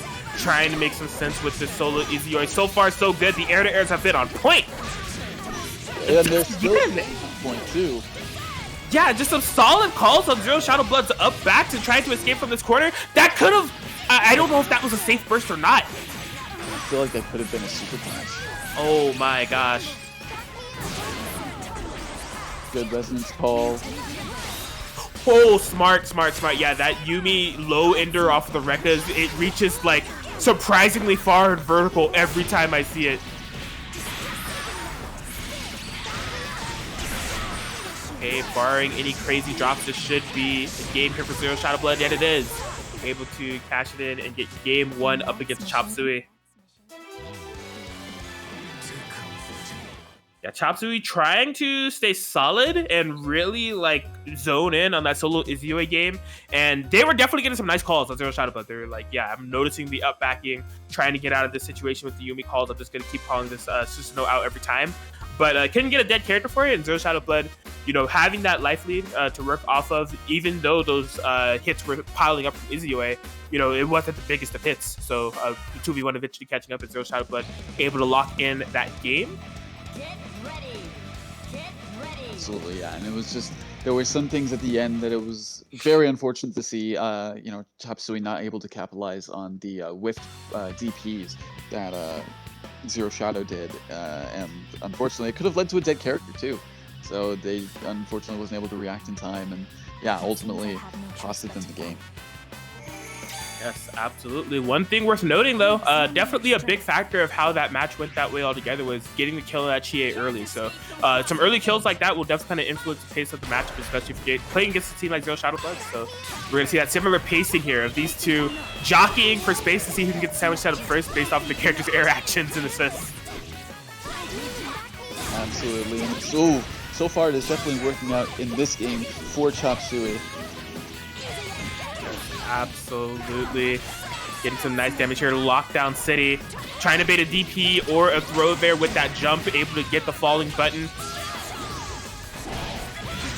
Oh no, you bursted against the Chie with meter? Welcome to Die. 15.8k. Hope you enjoy it. Oh, yeah, just runs up grabs. That's all that was needed. Look, this is one of those Chie games. All right, you made a mistake with Chie on the back foot. Chop Suey had that bar on deck. It just happens. Games like this happen. Solid stuff to Chop Suey has to be able to fire back respectively. Absolutely, and it was such a big difference from what we saw in the previous game. It was, you know, Zero Shadow getting a good edge in the beginning, but this was just all Chop Suey in this game. Yes, firing back at it. What was interesting is like I was calling earlier of like how these two kind of have a similar pace of how they start a game, of like looking for those air fireballs followed up with their characters and just see if they can get a sandwich going. We saw some remnants of that in the first seconds, but no, Chop Suey saw that they were getting that corner positioning and they just went on the offensive and went all in, and definitely got rewarded for those efforts. Absolutely. Please stand down. I do not wish to fight you. But we are continuing on, going into game 2. That's nothing. Oh, a force sandwich. No burst from Zero Shadow Blood, just a push block. Yeah, get me out of this corner. Good Okay. DP. Yeah, smart stuff there. Gets caught with a grab on the wake up. Can be put into this corner as well. Ooh! Yeah, that will punish the 2A. Tried to active swap to make things safe just in case, but no quite.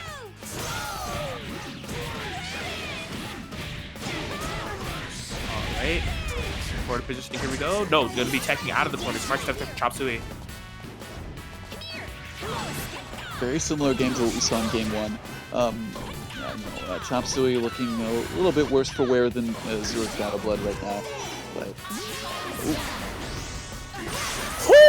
wow, that was very smart using that assist to call out that super right there, and able to get a punish on the burst too. Yeah, I think there was a couple of things that Zero Shadow Blood could have done in that scenario. I was imagining active swap, but that 4P working just as well, as they definitely have the life lead here, but it's still a 2v2 game. Anything could happen. Meteors, yeah, smart, just locking down as much of that Susanoo assist potential as they possibly can. A pretty solid trade-off to survive that cross combo, the anti-air. Here we are, jumps the Oki. Yeah, Zero Shadow Blood's been really content on the defense to up back. You know, no throw baits, no DPs, but the thing is, Chop Suey has also had an eye for it, and so they're air-to-airing, keeping this pressure going by any means necessary. Absolutely, and it's really been paying off right now. I mean, this Yumi is, didn't believe, but still getting a hit off afterwards. Yeah, Yumi is down, all up to solo Susanoo, a character that definitely is able to do it. Ooh, no punish of the 5C. I'm surprised, but, she has 4 meter. She does, yeah, just routing into this, I guess, just for comfort. I mean, you don't always need a power charge combo if you got the bars. Although I wanted to see, just because I like seeing big numbers on the screen, you know, it's just a nice effect subconsciously. But either way, Chop Suey taking game 3. It's currently 2-1. Chop Suey is a game away from moving into grand finals for what is definitely like... It's a BBTAG. That would be funny if that's what Grand Finals does for the 1 year anniversary. Chop Suey versus Puns, because like that's a BBTAG and chill classic right there. Like, oh man.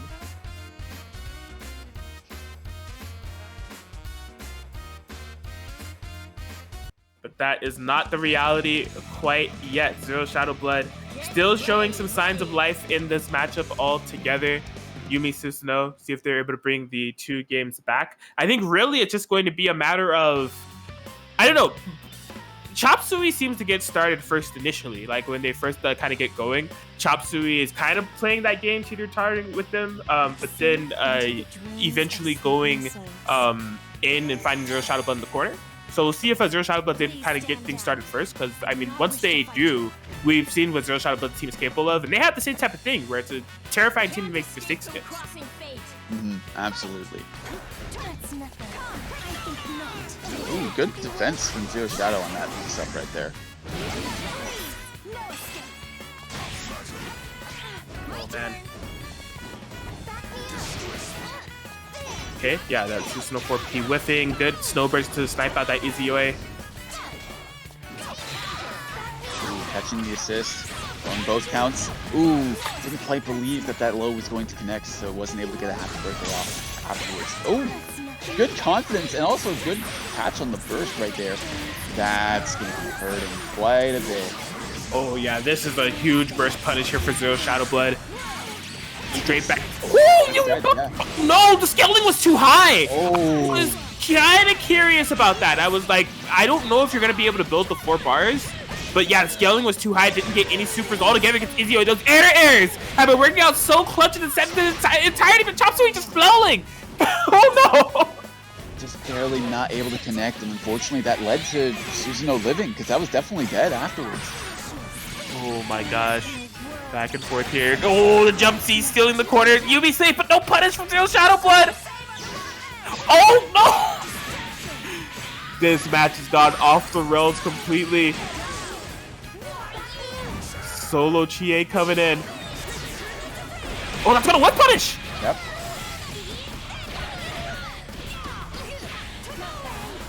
Oh my. Resident Solo 4 Chie, you gotta be really careful not to get hit.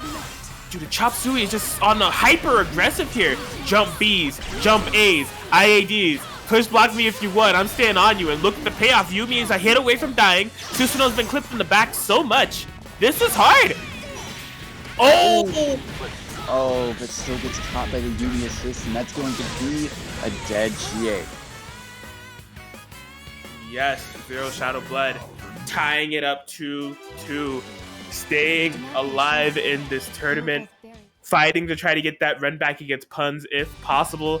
It's a next game win scenario. This set is coming down to the wire.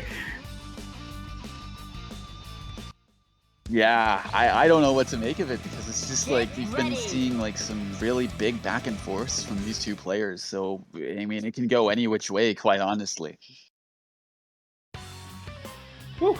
Yes, we shall see. This is something else that we're seeing here. It's so interesting because this is like I said, Chop Suey is definitely one of the dated competitors that we see here, BBTAG and Chilled, from like off rip, you know, from the 1 through 10 section, and Zero Shadow Blood kind of representing like the 30 through 40 sections of like the latter halves of BBTAG and Chilled. So definitely a battle of the old against the new here, but who will make that grand finals positioning to fight the Grandmaster Puns? Game 5. That sandwich situation, but yeah, Izio just floating above all the chaos below. That's one thing about Zero Shadow Blood's team. Although the sandwich situation full screen is super threatening, you kind of need to be on the ground to deal with it, unless Zero Shadow Blood's going to chase you down or have a clutch 4P in there. So smart of Chop Suey to just stay above it all. Catching with that, ooh, that air. Oh man, that air button. Yeah, going to be getting corner positioning, going to be getting the Oki. Push block can get out of it. Oh yeah, up backing. Teleporting to the Yumi and Master Route, making no work for that cross combo out of Zero Shadow Blood here. They're just trying to navigate the neutral if at all necessary. Chop Suey has definitely been doing a good job of just slowing things down. Big TA6P. So far, this has just mainly been a game of cat and mouse. Yeah, essentially. Like Zero Shadow trying to run away from like whatever setups that Chop Suey has, and you know Chop Suey getting some really good payoffs of their own. Is that dead? That's dead. I think so. Here comes the giant fist. Bam, and you're done. Yeah, Solo Susanoo. All up to Solo Susanoo, and this is not a good start either. You have level presence level 4, but I mean, yeah, you're being put in these nasty situations. That's the thing, this team, Chie Izuyoi, between Jump C and Izuyoi 6P, able to cycle through pressure so well, but I think this might be the fatal blow. Whoa, that confirm had me very nervous, but it's stabilized at the end of the day. Chop Suey able to take it 3-2 over Zero Shadow Blood, and we'll be moving on into grand finals to fight Puns. Man, a solid set altogether between the two of them, though, man. That really felt like it could have gone either way.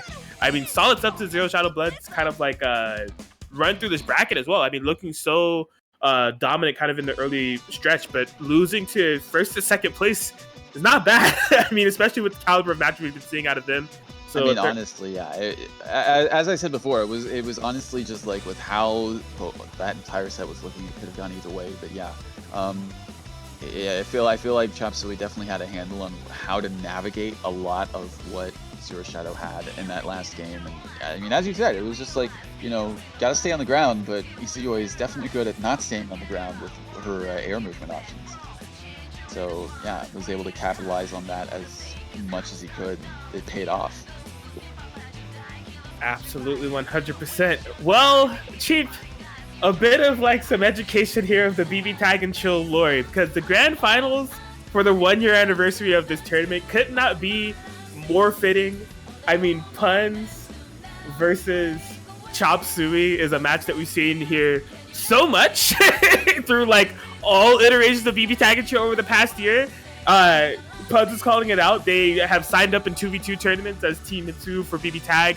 Also, I remember there was this one cursed BBTAG and Chill where like grand finals was gonna happen and like both participants had an emergency and had to back out of grand finals, and so everybody was just like, what do we do? So we instead had an exhibition set between Puns and Chop Suey. But like part of the reason why they were chosen is just because like these two always have like super sick sets when they play against each other. So definitely we're going to be seeing a set of two individuals that are very familiar with each other's play styles, and just a BBTAG and Chill classic here to close it out. Gotcha. Well, that was a good little history lesson right there. I was expecting you to say that this was gonna be like, oh, this was the grand finals of the first BBTAG and Chill. Maybe it might have been. They've been around for a long time. I mean, if that's actually the case, then yeah, this would absolutely be 100% the most perfect grand final set to have for this 1-year anniversary BBTAG and Chill session. So yeah, let's see how it goes. Round 1 of grand finals. Yes, here we go. Good grab from Puns, getting this corner positioning and going to be setting up some pretty good Oki off of this as well. Ooh! Oh, yes. yep.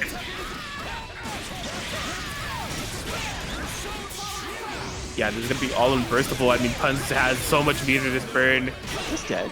If it's Resonance version, yeah, that's gonna be close to a dead Isayoi, is what I would say. Well, that was a good jump, but still gets caught. Wow. Unfortunate, but yeah, we've seen these air buttons for Chie from Chop Suey just paying off in spades. Oh, that was good awareness right there.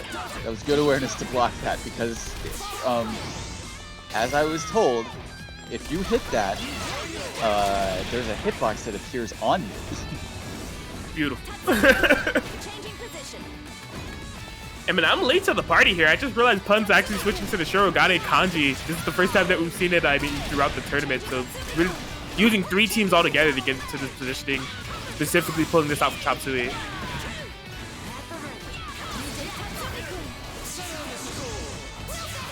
Oh, popping resonance. Unfortunately, you were stuck in this sandwich situation. I don't know if that was the best idea, because man, yeah, you're losing the game for that. Oof.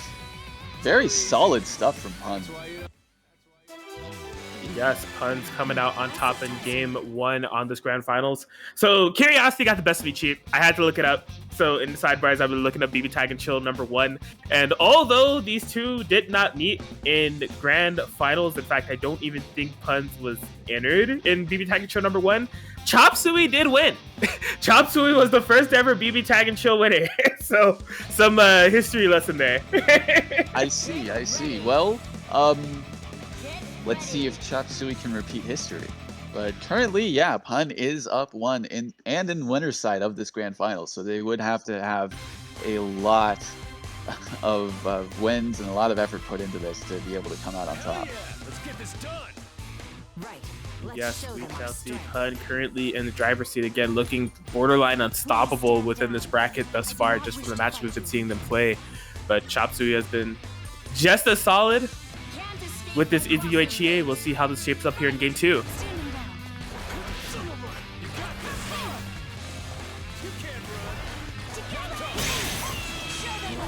Assist a little bit. Yeah, just, you know, playing a sort of like neutral, like poke game, but getting a happy birthday for their troubles. Oh, unfortunate, no follow-up, because, I mean, happy birthday with Chie on the team. Oh boy, that could lead to some really big damage. Yes. Oh, yo, You got caught lacking. Standing. In the kanji matchup, eat this. Okay, not up backing. Able to defend from that crazy Oki setup situation. Push blocking, getting out of that range of kanji, but still catching the backdash. Oh my gosh, yeah. This respectful pressure from Chop Suey, trying to bait out DPs or throws or anything, finally rewarded. Yeah, Chop Suey's been fishing for that quite a bit to get a DP or throw out of puns, and he just would not bite until that point, but couldn't kill for it. Unfortunate, yeah, getting caught. Not quite getting a follow-up off of that hit. Oh, not quite killing the kanji off of that DP, him living on a prayer. And at the very least, I feel like this should be... No mark. Okay, saving that meter. I don't know about this. Yeah, okay. Chie jumps is ridiculous. Oh, man. I feel like we're going to see falling meteors here in just a second. Yep. Air to ground. Puns. Pushing Chop Suey to this corner. Chop Suey recognizing it. Oh, the big 2B starter. Yeah, that's going to be a double hitting super. Very nice presence of mind to make that unburstable. Dead easy Yoi for Chop Suey. Oh, he kind of knew, but no, that wasn't going to be able to hit the resonance. But what is going on? What happened? What happened throughout that entire last bit? I couldn't even commentate. Puns is quite possibly the greatest gamer to ever live. What the hell was that? Oh my gosh.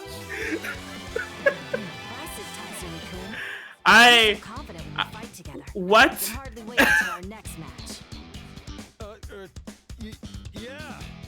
I don't know. That I've been left speechless multiple times throughout this bracket, but that definitely has to be one of the biggest speechless moments I have there. I don't know what to say. So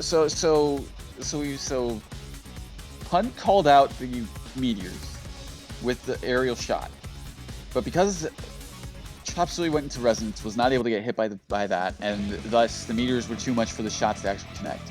Killed off the kanji off of those meteors because they got the follow-up, and also got an aerial off of Pun, but somehow wasn't able to connect that aerial, and thus Pun was able to DP out of that situation. I think that's what happened. I guess so. Man, what a way to set a possible tournament point for Puns. He is a game away from taking BBTAG until number 39. 1 year anniversary edition, and a big chunk of that big pot we have here. Chop Suey forced to change the swap to get things started here. Yeah, I don't know if this is too little, too late. Quite honestly, it's gonna be rough because yeah, they're locked into this for the rest of the set. If they end up winning. But currently, yeah, it looks like Pun is having. Ooh, okay, good throw to get out of that potential nasty situation. Yeah, we've seen Pun set that up before. It's so visually jarring and tricky because, like, I feel like I've seen some kanjis over this past year, but I feel like I haven't seen that setup before. I've only seen it from Pun, and it's just so tricky. I mean, you see it behind you, and you're just like, "What is this? What is this thing behind me? Hold on." Right. And then you get panicky, and then you jump, and it's like, "No, why are you jumping?" Yeah, good pressure so far from Chop Suey, just keeping this on. Oh, yeah, Pun trying to jump out, but to no avail. Yeah, as we saw in the previous set with Zero Shadow Blood, Chop Suey is just like needing all of these, up back options with air-to-airs, and it was working out for a good amount of time. But yeah, Pun able to get some form of momentum going. Yeah, Pun's patience there was just off, like, through the roof of just like blocking Chie forever, finding the perfect point to get the DP, and then running forward, approaching, dash blocking with the assist behind to punish Chie hitting buttons. That was really solid, kind of, defense presence of mind to get out of that corner situation. Yeah, Chop Suey just playing somewhat the slow game of their own as well. Gonna be able to kill off this Naoto. Just barely on the last hit too, not having to spend any extra meter off of that. That was a fantastic air to hit confirm to keep it all burst safe, as well as Pun's just on the solo kanji trying to make things happen. We were back in that scenario. This time you don't have the Naoto assist to help. You're gonna have to be just as clutch on the defense. Oh, it works out so far. Dashes. Oh, Okay, we'll be clearing the entirety of the meteors. Not going to be punished because of that DP. Oh yeah, getting the throw bait, going to be getting a follow-up off of that as well. It is Batista, so it's not going to be too much damage, but I mean still, it is actually a one-touch situation, really, no matter what the hit. Yep. Oh, unfortunate drop. Why is Pun still alive? Okay. It works out. Yeah, in fact, I think that was possibly a push block attempt there from Pun to try to get Che off of the stun a bit too early. And yeah, Chop Suey will be able to get a game on the board in this grand finals to prevent the 3-0 and the end of the tournament. Absolutely. Well, let's see if they can get a reverse 3-0. Let's just see if they stay in. But yeah, Pun's, I mean, we said it before, we said it again, able to play pretty much any character on the roster and make it work, but still sticking with their guns. No pun intended. True. Or would that be a double pun because of his name? I mean, with a name like Pun and Done, I would have to be not only a double pun, but also appreciated by Pun himself. I mean, like, if you're gonna name yourself that, you gotta be a man that loves puns. No other way. Only good puns, though. I mean, Can't escape from crossing fate. I don't know what classifies a good and bad pun, but anyways.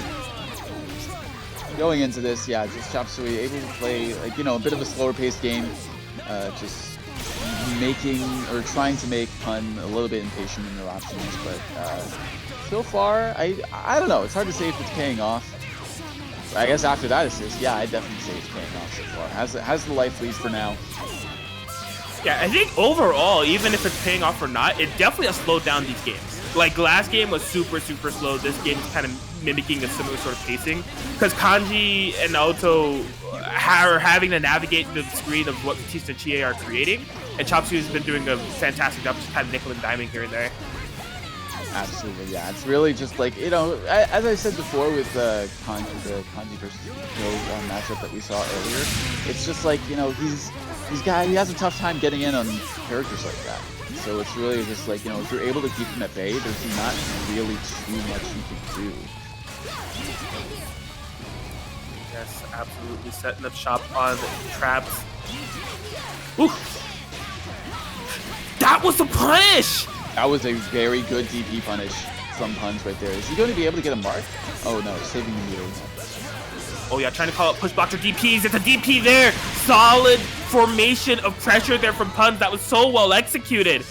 The entire sequence, the DP punish, the pressure, it was all there. It's solo Batista who have to bring this back. As I said earlier, Batista not really known for her damage, so it's going to be, what would be a one-touch situation for a lot of other characters in these situations. It's going to be a lot more hits. Yeah, I think off of that ladder air A hit, Chop Suey could have possibly killed with a Batista super. Okay, yeah, not bursting or teching. Yeah, smart techs, avoiding the resets. Good grab. Oh, good jump to avoid that EX grab too. Oh, it is not over. Although Batista's damage isn't too high. I don't know. It's hard to say. This might be it. Yep. That's gonna do it. And Pun and Done. Alex8721 will be your BBTAG and Chill number 31 1-year anniversary winner here at twitch.tv/Guzman Gaming 1. I mean, like I said when this set had first started, of all people to play in a 1-year anniversary tournament here at Guzman's channel, for it to be these two is kind of just poetry in motion, and Pun gonna be able to take it all together with what was a very solid bracket run. So super good stuff to Pun for winning the tournament, good stuff to top 3 and just the whole tournament as a whole. This was such a blast. I'm so glad Guzman's back, man. No, same, likewise. As I said before, it's very nice to see Guzman back into the fold. In my opinion, and I'm sure a lot of others' opinions, a pillar of the BBTAG community at large. So really good to have him back, and have such a big return too with how this bracket shaped up to be. And I'm also hoping that tomorrow's bracket as well is of a similar fashion. 100% correct. Yeah, just to remind you guys of the top three. So we did have Pun getting that first place position, Chop Suey getting second, and Zero Shadow Blood getting third over what was a very, very exciting 27 player bracket. Again, thank you all here for showing up here at BBTAG and Chill number 39. More BBTAG action on the way tomorrow. We will see you tomorrow for Peace Tag and Chill number 29, the 1 year anniversary edition there too. $100 pop bonus is going to be there. And it's in this bracket. You know, Match Arena, if you haven't already, check it out. You're probably running out of time. That BB Tag and Chill 39 free 50-cent donation code could go to that pot. We are currently sitting at $142. A lot of that front loaded by Neo Celeste Gaming. Definitely big thanks to you guys for that $100 pop bonus moving forward for today and tomorrow. But this has been great. This has been great. Like I said, I'm so happy that this is how I was able to spend my Friday night yet again. I was a lost soul in March. Nowhere to go. No tournaments to commentate on the PS4, but this has definitely been great. So happy to have you back, Guzman. We'll be seeing you tomorrow. And happy to commentate with you here, Cheap Man. This is great. I mean, we were saying earlier, it feels like a Wednesday, but it's on a Friday. So happy to see that you were able to commentate the Guzman Gaming Tourney. Absolutely, yeah. It was definitely... as I said before we started, it was definitely interesting to be in the position of being in the commentator's booth, but also not having to TO, because I'm too used to that by this point. That's how it's always been for me. So yeah, it's just it's been an interesting experience, and I'm really fortunate to be able to commentate here tonight for this. So big thank you to Guzman for giving me the offer to do that. But yeah, also being able to see a lot of talent that I'm unfamiliar with personally. So this is definitely opened my eyes to see a lot more of the player base at large. So but yeah, no, it's definitely been a pleasure, and looking forward to potentially more in the future if I'm allowed, I guess. Absolutely. I'm sure everybody would love to have you. Definitely always killing it. Behind the mic in terms of TOing and on the mic in terms of commentating. But yeah, that wraps things up for today. Again, ! Discord gives you all the Guzman Gaming links. You're on his Twitch, so follow if you haven't already. You probably should. Mecca of BB Tag tournaments here. You can join the Discord if you want to join tournaments in the future. Follow him on Twitter if you want to stay up to date with all things Guzman Gaming, and go to YouTube as well for all the VOD footage of BB Tag tournaments. I've been Kraken Atkins. I got the ping from the voice of God to shill my stuff as well. Everything is Kraken Atkins, Twitter Kraken Atkins, Twitch Kraken Atkins, YouTube Kraken Atkins. So you're more than welcome to follow me if you'd like, but it's been a pleasure commentating, and I'll be seeing y'all tomorrow. I guess since I got pinged for it as well, I'll shill myself as well. You can follow me on Twitter at MasterChief. That's without an E, by the way, on Master. I made a joke of that for April Fools, and it disturbed a lot of people.